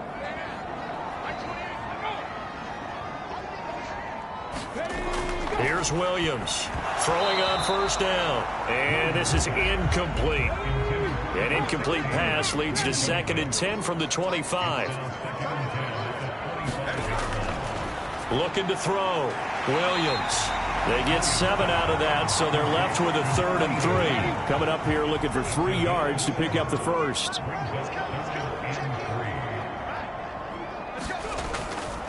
Off the play fake. Williams. Looking end zone, but it's incomplete. I know he wants to get his team back in the game, but a 50-50 ball right there that maybe was a little questionable. Yeah, he's pretty lucky to get that one back. I think that sometimes these quarterbacks play with a lot of confidence that borders on arrogance, and that can put your team in some Dutch. Yeah, especially maybe want to look at some safer routes after the interception he had that ended their last drive.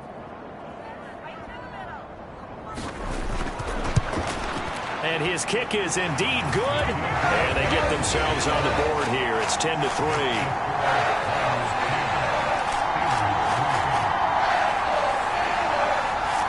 So a good job there to kind of weather the storm in that first quarter and come back with their first points of the ball game. Yeah, you hate to be coming from behind early on, but you're exactly right. They took some time, able to move the ball, and now it's back to a 10-3 game. And he'll be stopped right around where he would have been had he gone down to a knee, maybe a yard shy of there at the 24. San Francisco set to go on offense once more. And they split the uprights last time for 3. They've got the lead. They're not going to play this conservative. They're not hoping for another field goal. They're hoping for a touchdown. I'm with you on that one. I like where your head is. I like the way you're thinking because you're exactly right. Trying to sit on a lead and play that way, that doesn't work too well for most teams. Run your offense. Run what you do best. Exactly. Put it all the way down and try to increase your lead in a big way. And the best way to do it, touchdowns. Short throw, and that's hauled in by Mayer. 9 yards, not quite enough, and they'll be left now with 3rd and 1. So they just need 1 yard here to pick up the first down. They'll try and pick it up with Mitchell. And he will have a first down here at about the 40.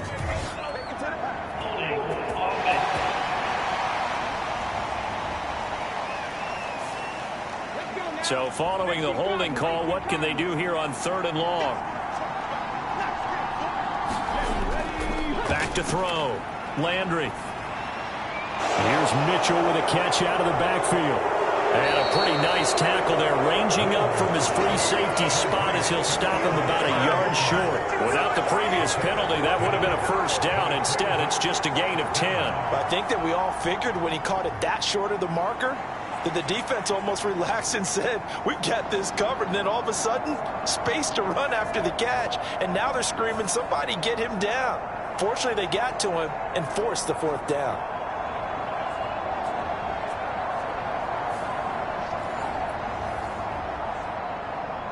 So on 4th down, here's the Australia native Mitch Wishnowsky to punt this one away.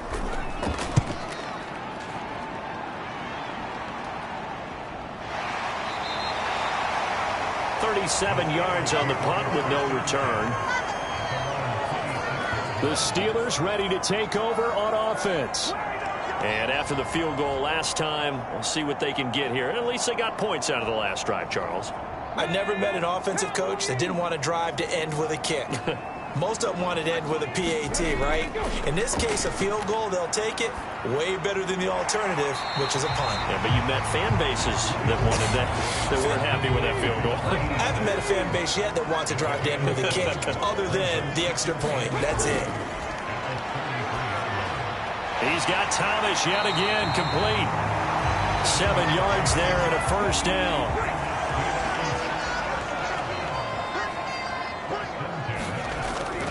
Algier going straight ahead. Looking for a seam, but finding none. He'll get back to the line of scrimmage, and that's it. Officially nothing on that last run. They'll try again, 2nd and 10. Operating from the gun. Williams. Looking middle, and that's complete.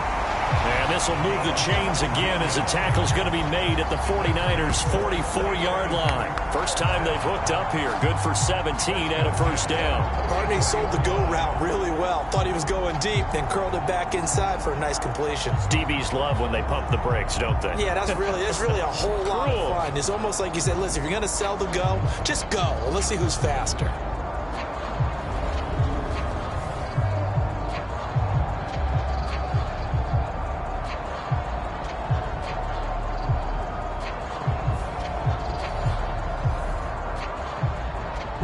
This offense finding its legs now. Here's another 1st and 10. Algier now up the middle. And he's going to be stopped at about the 37. Here's 2nd and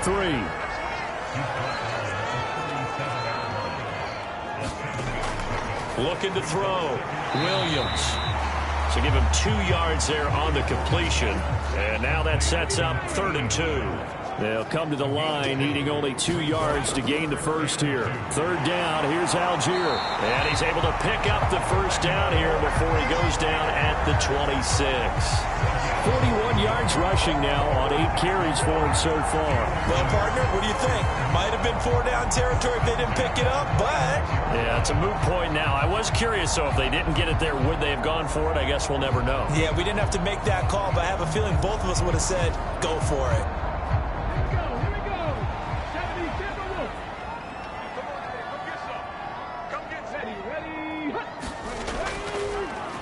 Now Lewis here on 1st down. When a drive goes this long, you have to give a lot of credit to the guys up front, those big fellas, because the offensive line is putting something together that allows them to continue to control the ball. And I know a lot of people think they get fatigued on a long drive. Actually, a lot of times the reverse happens. They actually get energized because they're controlling the ball, and they're the ones dictating to the defense. Williams now on 3rd down. Caught right side. It's Lewis.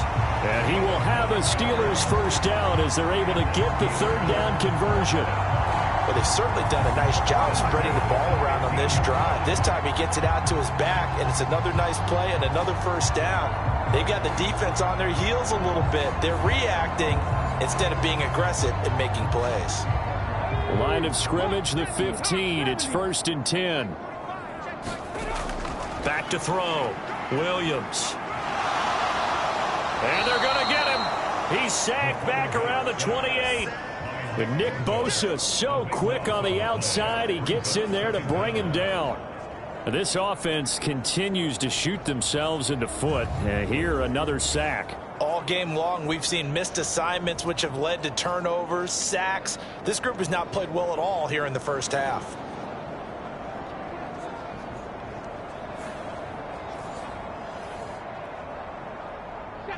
Now that after the sack, it'll be interesting to see what they have planned for 2nd and 23.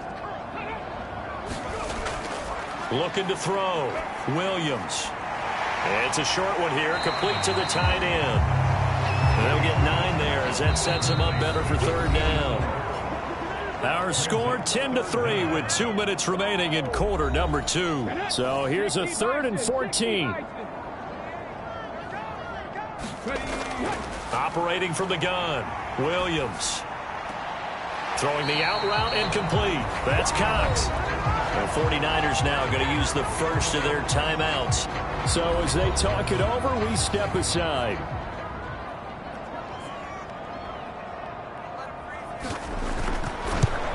And his kick is good. And that'll bring him back within 4.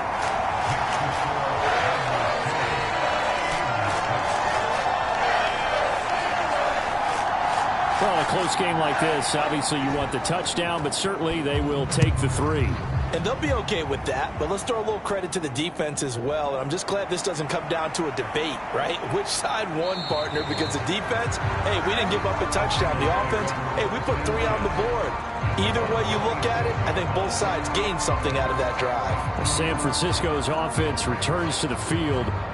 No points last time out. They were forced to punt, if you remember, but no time to dwell on that. They've still got the lead here and a chance to add to that here.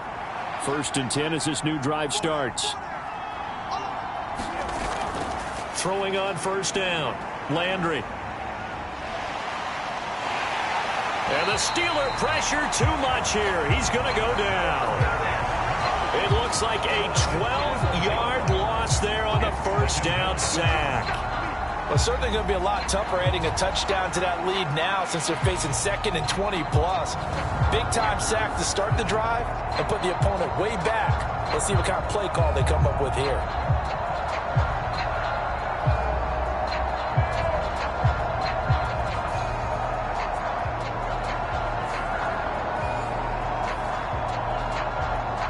Huge loss on the sack makes this job much more difficult. It's now 2nd down and 22 yards to go. They run over center with Mitchell. And he goes across the 20 to the 22. Now the Steelers use the first of their 3 timeouts, as the stoppage will come with a little under a minute to go in this first half. On 3rd down, here's Mitchell. And down he'll go at the 25. Now the Steelers use the 2nd of their 3 timeouts as they get the stoppage with a little over 50 seconds to go in the first half. Here's Mitch Wishnowski now on to punt. He's been a busy man here in this first half as he gets it away. Just 34 yards on the punt there, no return. And they will take over 1st and 10. The Steelers taking over now late in this first half. And with great starting field position and 1 timeout in their pocket, they could still come away with points here in the late going. Good starting field position for them as they come up 1st and 10 at their 36-yard line. Throwing to start the drive. Williams. He finds his man complete. It's Gregory. And he's going to be ridden out of bounds down inside the 25. A big play there just before halftime. 43 yards. There's certainly a lot of quality receivers on this team, so he's no lock to make this squad. But the way he's got to do it, make every routine catch that comes his way, and mix in some of the big-time ones like the one we just saw there. So the big play gets him all the way down to the outskirts of the red zone here for 1st and 10. Back to throw. Williams. He finds his man complete. That's Cox. And this will be a gain of 6 when it's all said and done. Down to the 15 from the 21. Brandon, perfect defense in this situation would have meant that there was an incompletion. They would have picked it off. Okay, so they gave up the completion. But I really enjoyed watching how the defense stayed in sync, stayed in great communication. And as he dragged across each zone, you see him pointing, communicating. There he is, and they passed him off to each defender. Ended up making a nice play, even though it was complete. So 3 plays, already 1st and goal, and they are wasting little time. And it's intercepted at the goal line.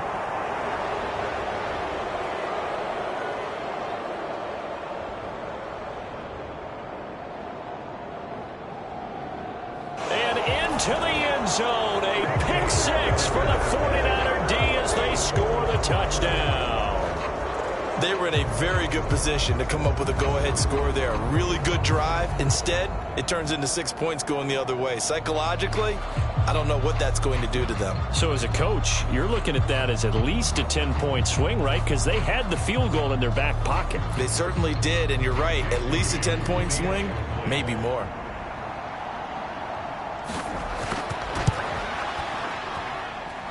Moody good with the extra point, and that pushes the lead up to 11. A heck of a play there defensively, getting the interception, navigating his way into the end zone for the touchdown. 4 seconds, all that remain here this first half as the kick gets away.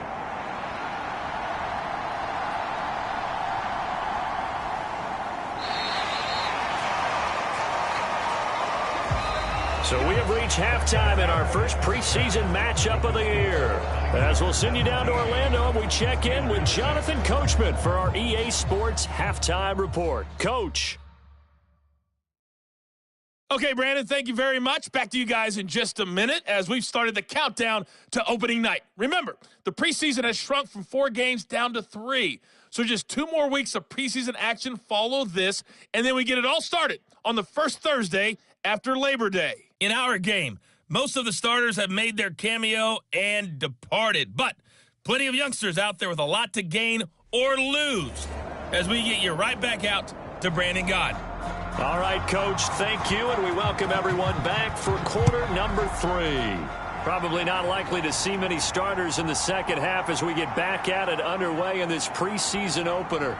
And a good return as he'll be stopped just shy of the 30-yard line. Here comes the 49ers offensive unit as they'll have it first to begin this third quarter. And they've got the lead. CD, what do you think the message was at halftime? I don't think the message was too drastic, I think, at the half, or that they need to change things too much. I do think the offensive line could play a little bit better, and I think they'll try and help them out more. They'll probably keep a tight end in a few more times and maybe add a running back to the formation and pick up those pass rushers because they probably allowed a few too many sacks for comfort in the first half. 23 yards on the play. And time to give some credit to the big fellows, the offensive line here, because you've got to have good protection on crossing routes because you've got to give your receiver time to work all the way across the field. That time able to scan the field, spot his receiver moving left to right, and make a good, accurate throw. Thank you, guys. Come on. Hey, crack it on, 80. On first down, Landry, he finds his man, complete. That's McGee. And he gets it inside the 35 and just shy of the 30. He was held without a catch in the first half, but he's got one here, and he also picks up a first down. And now we get into the psychology of the whole thing because a lot of teams with a 2-score lead in the third quarter, they almost become defensive with their offense, just playing not to lose. I think with this team, you got to figure at this point, this is a great spot for them to go into attack mode, really try and put the hammer down and finish this one off. Now a play fake here on first down. Rush coming, and he's taken down. It'll be a loss of 10, and it'll bring up second. Well, remember, they had the nice gain on the previous play, but they just gave a lot of it back right there on that sack. Yeah, they get the sack, get back some real estate. Felt like the type of play that could spark a defense and swing some momentum. Almost felt like a take that type of a play, didn't it, partner? And the job becomes twice as difficult now. After the sack, it's 2nd and 20. Up the middle, here's Mitchell. And he'll be brought down at about the 42. And the terrible towels in full force now as the Steelers get set to defend this 3rd and long. Now on 3rd and long, they'll look to throw. It's caught. Mitchell. And this play going to be stopped in its tracks at the 32, and obviously well short of the first down. A gain of 9, not enough, and it's 4th down. We can make this one pretty simple. Locked up all of his progressions downfield, forced to get it to his running back. But how about the way they ran to the football and knocked him down to force a 4th down? Jake Moody now on for the field goal. He was true on his first. This a tough one from 49 yards away. And this one is right down the middle. And that will extend their lead even further.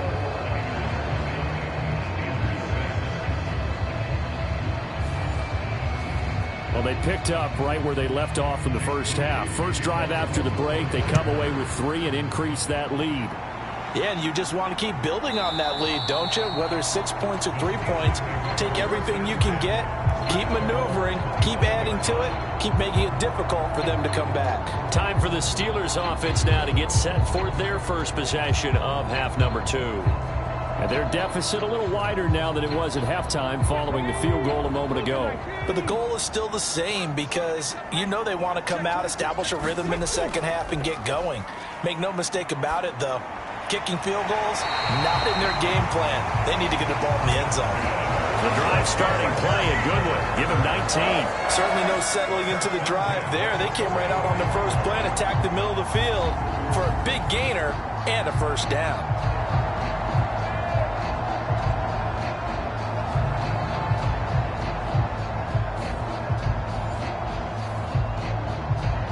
Took just one play to move all the way to the 44 as they try again on first down. Looking to throw. Williams. Dumps this one off to Algier. It'll go as a gain of 4. And that will bring up second down.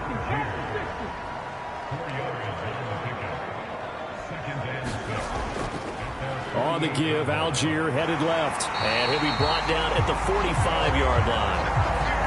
So on the other side of the field now, it's 1st and 10 as they've got things rolling on this drive. Off play action. Williams. He sets to fire deep. And this ball incomplete. Looked very much to be a catchable ball. He could not hang on. Second down coming up.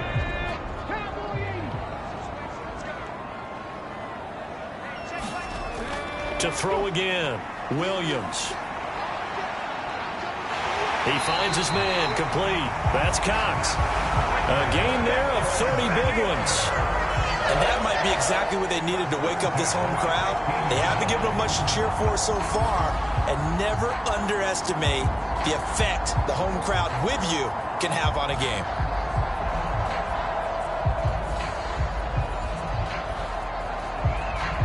So after the big play, look at this, all the way down at the 15 now on 1st and 10.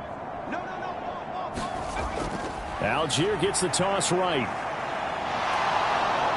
And they'll get to him just inside the 15, even after that strong run we witnessed. 2nd and 7.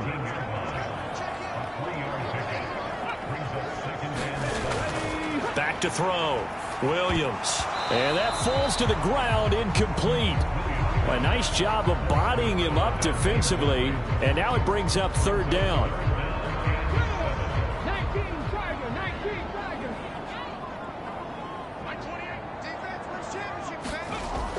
Looking to throw. Williams. Toward the pylon, but it's incomplete. 4th down now as San Fran's defense was strong in coverage. Well, it's been a tough go for them. These guys have been driving down the field, but defensively, once they got their backs to the goal line, turned up the pressure, that's going to lead to a 4th down. Well played. Now a field goal forthcoming for the Steelers. From the right hash here, should be an easy one. And his kick here is good. And that will get the disadvantage now back down to 11.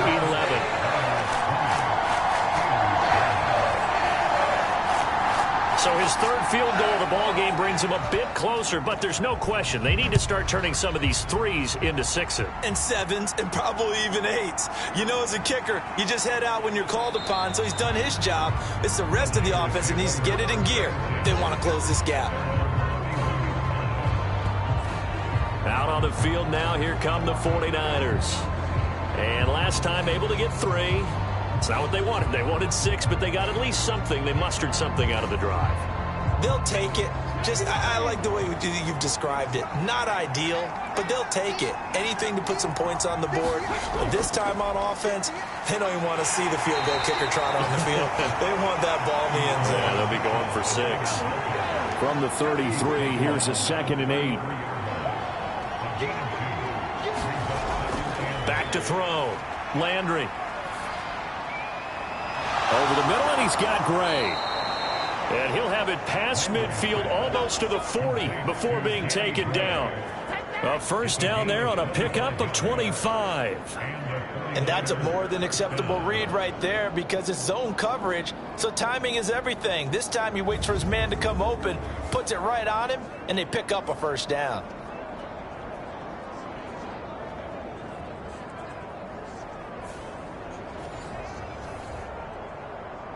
Operating out of Steeler territory now. Here's 1st and 10 at the 42-yard line. 1st down, here's Mitchell. And he'll be brought down at about the 42. They work now on 2nd and 9.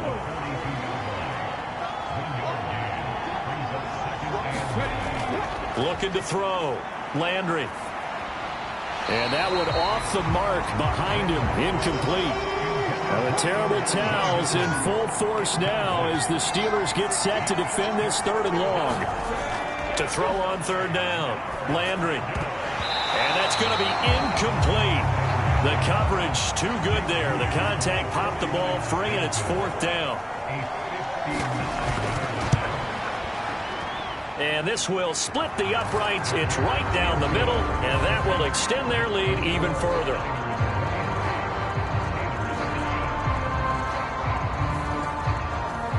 A second field goal here this third quarter, and his third of the game so far.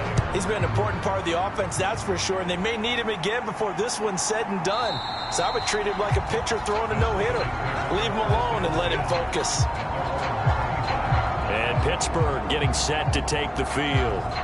Their drive last time, it stalled out. They were forced to take the short field goal. And the key phrase, you nailed it. Forced to, because you know coaches look at these short field goals as a last resort, right? To them, that's not how drives are supposed to end. You're supposed to put 6 on the board. That's a consolation prize, like going to the county fair. You don't get the big stuffed animal on that one, do you? No, you don't go top shelf. That's bottom shelf material. Now, that was just absolute perfect man coverage. Nowhere for them to go with the football. Led to a sack. And that's really difficult to do in today's NFL with all these gazelles running around that you're trying to cover in the secondary. 2nd and 14 as they've got work to do here after the sack.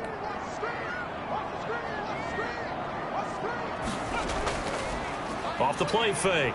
Williams. Into double coverage, and it's intercepted.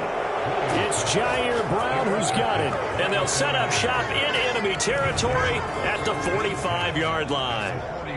This defense, Charles, coming up with another interception. They have really done an excellent job of locking up these receivers. Yeah, they're really on fire. They are actually doing what they talk about all the time, which is plastering to receivers when they're in their zones. They didn't give up a touchdown the first half. Haven't done so here in this half either.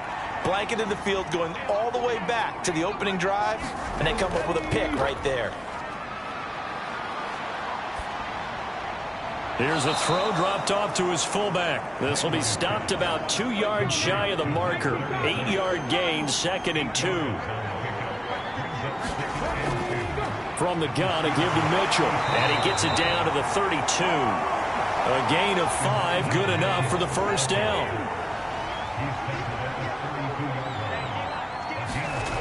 Back to throw. Landry. And this will be incomplete. Physical play on the football there, and it's 2nd down.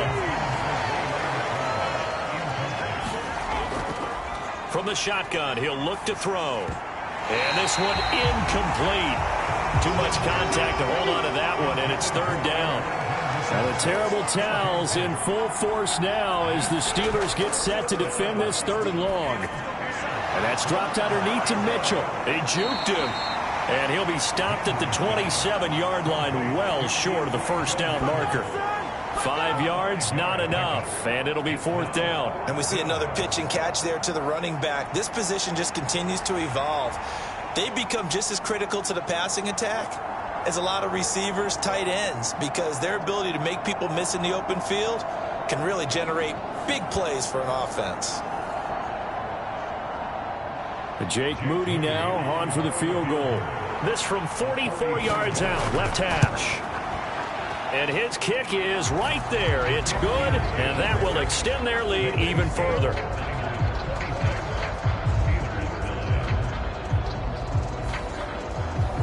Well, they're able to come away with the interception, Charles. They aren't able to move the ball all that much. However, they do get 3 out of it with a field goal. Yeah, and anytime you do force a turnover, you have to come out of it with points. Everybody wants 6. They'll take the 3 there.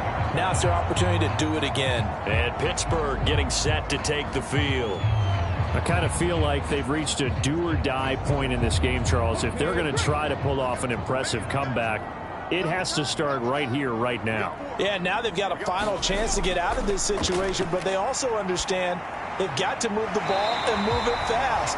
In addition, they need to save as much time so they can get 2 more possessions. 16 yards right off the bat and a first down. Well, we talk all the time about playing situational football. Right now, I think the scoreboard is dictating what they need to do. Where they are in this game, they've got to push the ball downfield, take their shots, try and get big chunks of yardage in a short amount of time. That was a nice play there. One play has him up past the 40 already, and another 1st and 10. Give to Algier from the shotgun. And nothing much materializing there on the first down run. He'll get a couple, and that's it. From the 42-yard line, here's a 2nd and 8. Looking to throw. Williams. That's thrown underneath to Algier. So the completion good for just 3. And it brings up 3rd and 5 now. And that's a good job there by the corner. We do talk about this a lot, that a lot of corners see their job as simply covering receivers. Tackling isn't everyone's thing. But in this case, he came up quickly and made a nice, sure tackle. This offense in desperate need of a conversion as they come up on 3rd down. Operating from the gun, Williams. He finds his man, complete. It's Cox. And he will have a Steelers first down as they're able to get the 3rd down conversion. And the tight end is certainly a position built to move the chains because they can control space underneath. If they've got good hands, then, of course, they're a dynamic target. But one other thing is they're right in the sight lines of a quarterback on just about every play. And that makes it easier for the quarterback to pick him out and deliver. So from inside Niner territory now, this is 1st and 10 at the 46. Back to throw. Williams. He's got this to Algier. And he'll lose yardage here. Back at the 47. He was unable to shake free there, and they'll cover him for a loss of a yard. And they're not going to get to the line to run another play. So we will switch ends as the 3rd quarter has come to a close. We'll return with more preseason football on EA Sports. 2nd and 11.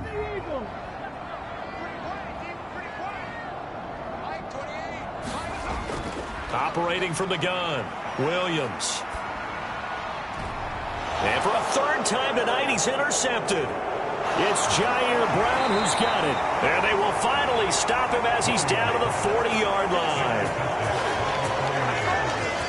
This spot in the 4th quarter with that deficit had to throw the football. Unfortunately, there's the risk of big turnover. And you know you're going to be throwing against nickel, dime, all sorts of exotic defenses, but you have to do it anyway. Ordinarily, you might want to run the football a little bit, try and get them out of it.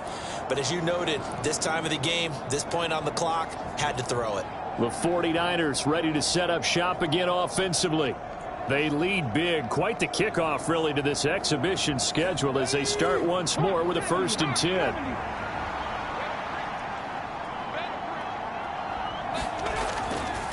On the handoff, Mitchell. And give him 6 yards here as he stopped near the 35 at the 34. And from the 34, here's 2nd and 4. Right back to Mitchell here. And he'll go down at the 28. Another 6-yard carry, same as last play. 1st down. A shotgun handoff to Mitchell. And he can only manage to get a couple. 2nd and 8 coming up. Brandon, I've got to think this offensive line has got some smiles on its faces. And I know it sounds crazy, but they practiced for this back in training camp. They knew they'd be in situations where it'd be extra defenders in the box coming after them, trying to keep them from locking down a game. Right now, they want to show the world they're up to the challenge. The Niners on 3rd down, as bad as you can be. 0 for 7 thus far. This is 3rd and 4.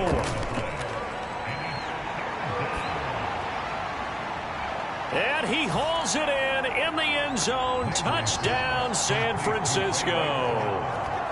Ray McLeod, a 22-yard touchdown grab, as his guys are able to push that lead out a bit further. He's got them out now to a 3-score lead here in the 4th quarter after that one, CD. And, well, he looked right off the line like he knew that that ball was coming his way, and he secured it for 6 points. Yeah, and I think when you're leading by a healthy... And now, of course, all scoring plays are reviewed, and I think they're going to take an extra long look at this one. They're taking a peek at whether or not those feet were in bounds, and obviously a big call here in the end zone. And not just the feet. How about the hands? How is the ball possessed while the feet are hopefully getting down in bounds? That's what they're trying to look at to see if it all comes together.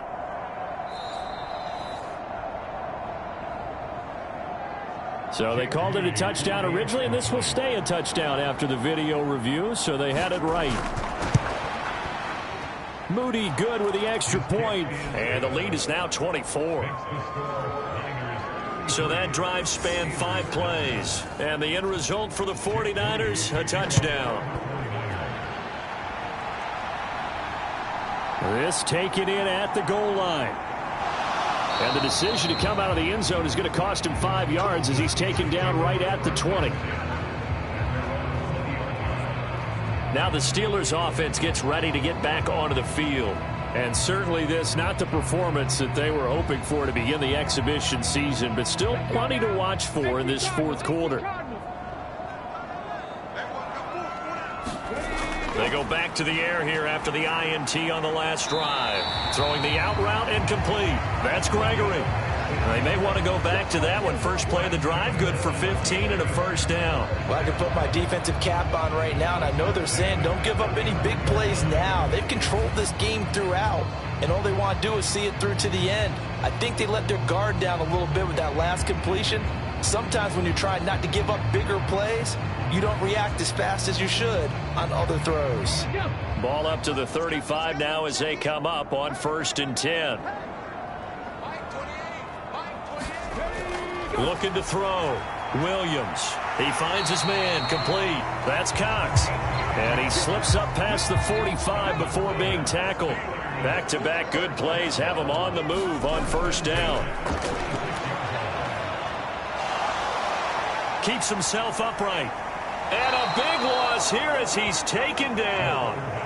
Multiple defenders getting to him there for a huge loss. You can just see it in their body language. They're starting to see victory on the horizon now, and if it comes to fruition, they got to give a game ball to the front 7. Defensive line has taken charge and controlled this game. Face a challenge of stopping this opposing offense, and they've done so with ease. Pass protection has been a problem all night long as they come up facing 2nd and a bundle. Back to throw. Williams. Firing quickly here, and that's complete. It'll be a gain of 5. And they're going to be staring at a 3rd and long here. Looking to throw. Williams. And able to catch it on the left sideline, but they're going to rule him out of bounds. So it'll be incomplete. Certainly one they'd like to have back as it brings up 4th down. As expected, they're going for it to keep the drive alive. And it's incomplete. They cannot convert, and they turn it over. The Steelers try it, but they come up empty on 4th down. And the Niners take over in terrific field position. Well, at this stage of the game in the second half, down 3 scores, I guess they felt like they needed to push. And let's face it, with this deficit, if they give up another score here after they didn't get it, does it really matter? Right. It really doesn't. They had to go and try and make something happen if they had any chance of winning this game. A give here to Mitchell. And not a whole lot of room to operate there on the 1st down run. He gets maybe 3. Here's 2nd and 7.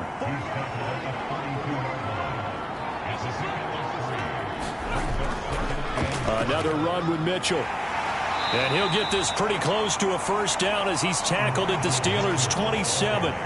Call it a gain of 5 there on the run, but they'll remain a yard or 2 short here with 3rd down coming up. Brandon, all things considered, they have to feel pretty good about getting that type of a gain considering the blitz that they just had against them.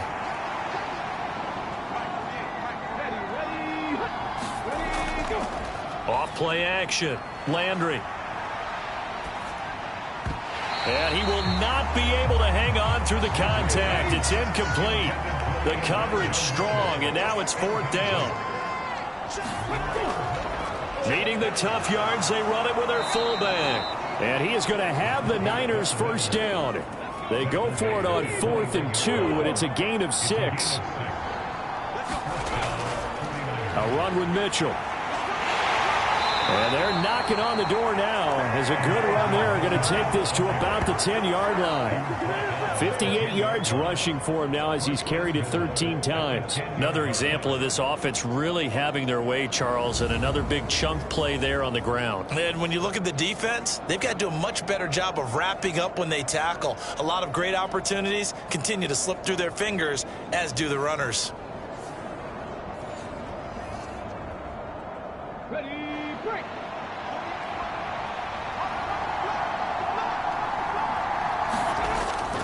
They'll run with Mitchell. And he stopped immediately there.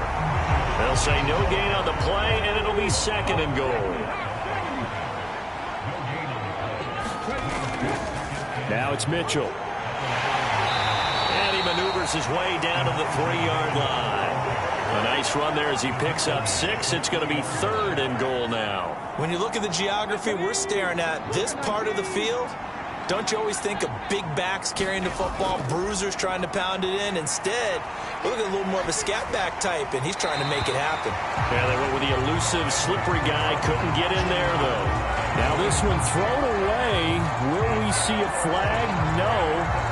I'll say there was a receiver nearby. Pretty generous call, but either way, it's 4th down. Well, 4th quarter with a 3-score lead here, Charles, but they're still going back to the air and looking for more points. Well, with this game well in hand, it's an opportunity for the guys to come off the bench and get a chance to play. And a lot of coaches, they want to run their full playbook no matter who's on the field. And this one is right through, and that will extend their lead even further. Well, ultimately not really sure that they're going to need those 3 points, but they'll take the 3 and they pad that lead. Yeah, this one's already wrapped up, but you and I both know if you're an offensive coordinator, you never let up on the gas unless the head coach tells you to do so. And maybe you've actually clicked him off in your headset so you can keep calling plays and trying to add to this lead. Out comes the Steeler offense now, ready to see what they can do here. Where we stand right now in the 4th quarter, this one pretty much out of reach. And, Charles, I know they're going to be disappointed about several things with this ball game, but the self-inflicted wounds, they've had several turnovers. You would have to think that's going to be something they're going to discuss heavily in the film session in the coming days. You're absolutely right about that, partner, because they're going to have to sit in that film room and watch every error that they made and figure out how to not do it in the future. And mentally, I think a lot of the guys are already starting to think about, okay. Williams loses the football.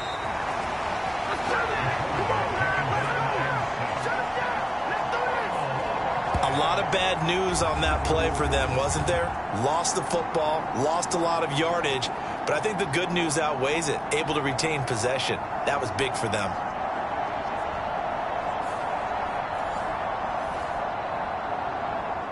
So danger averted for the moment, but now here's a 3rd and long. Back to throw. Williams. Under pressure, they got him again. That's George Karlaftis, who fought his way through the line to bury him. Partner, my vocabulary isn't that great, but to me, there's only one word that fits this front 7 today, and that's dominant. 4 and 5 sacks is already rare in one game. Getting to more than 6 in one contest while winning by this many points, an absolutely astounding effort by every player involved. So they're forced to punt on 4th as this one's away. And we are inside of 2 minutes left in this lopsided affair. So it's 49er football here as we get you reset. The San Francisco offense ready to start their next drive. It has been a dream start to the preseason thus far as they look to finish things strong in the 4th quarter. And he'll go down, but not before getting this inside the 30. 94 yards rushing for him now as he's carried it 16 times. Well, that's a carry they have to be satisfied with, and throughout this game, they've been satisfied with what he's given them. Whenever they've needed a big run, a 1st down, he's the guy they've turned to, and it doesn't matter what the defense thinks. They feel like they've got the confidence to keep handing it to him and keep picking up good yardage.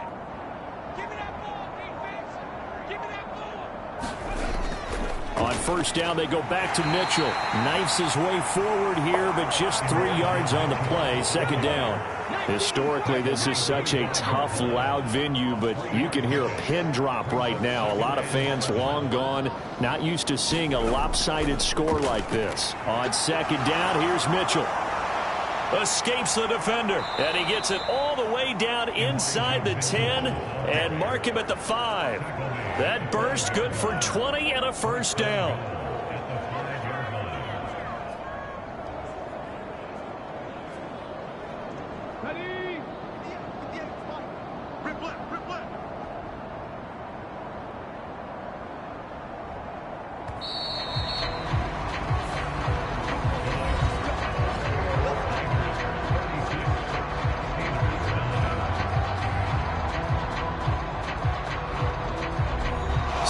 victory here for San Francisco. And we talk so much about the turnover battle, determining who wins, who loses. This game, no exception. Air-free football, no turnovers at all, and they win it. So this is one you don't have to convince your team that what you're saying is accurate. And you know what I'm talking about. Head coach always stands up in front of the team and says, guys, if we do this, this, and this, we'll win. And usually they say if we win the turnover battle, we'll win. Well, here's the proof right there. Win the turnover battle. Go on to victory. Now the guys believe. You move on to the next lesson where you have to convince them. This one is now planted. So that'll do it for us. For my partner, Charles Davis, and all the hard-working men and women on our crew, I'm Brandon Gaudin. You've been watching the NFL right here on EA Sports. With that, we say good night from Pittsburgh.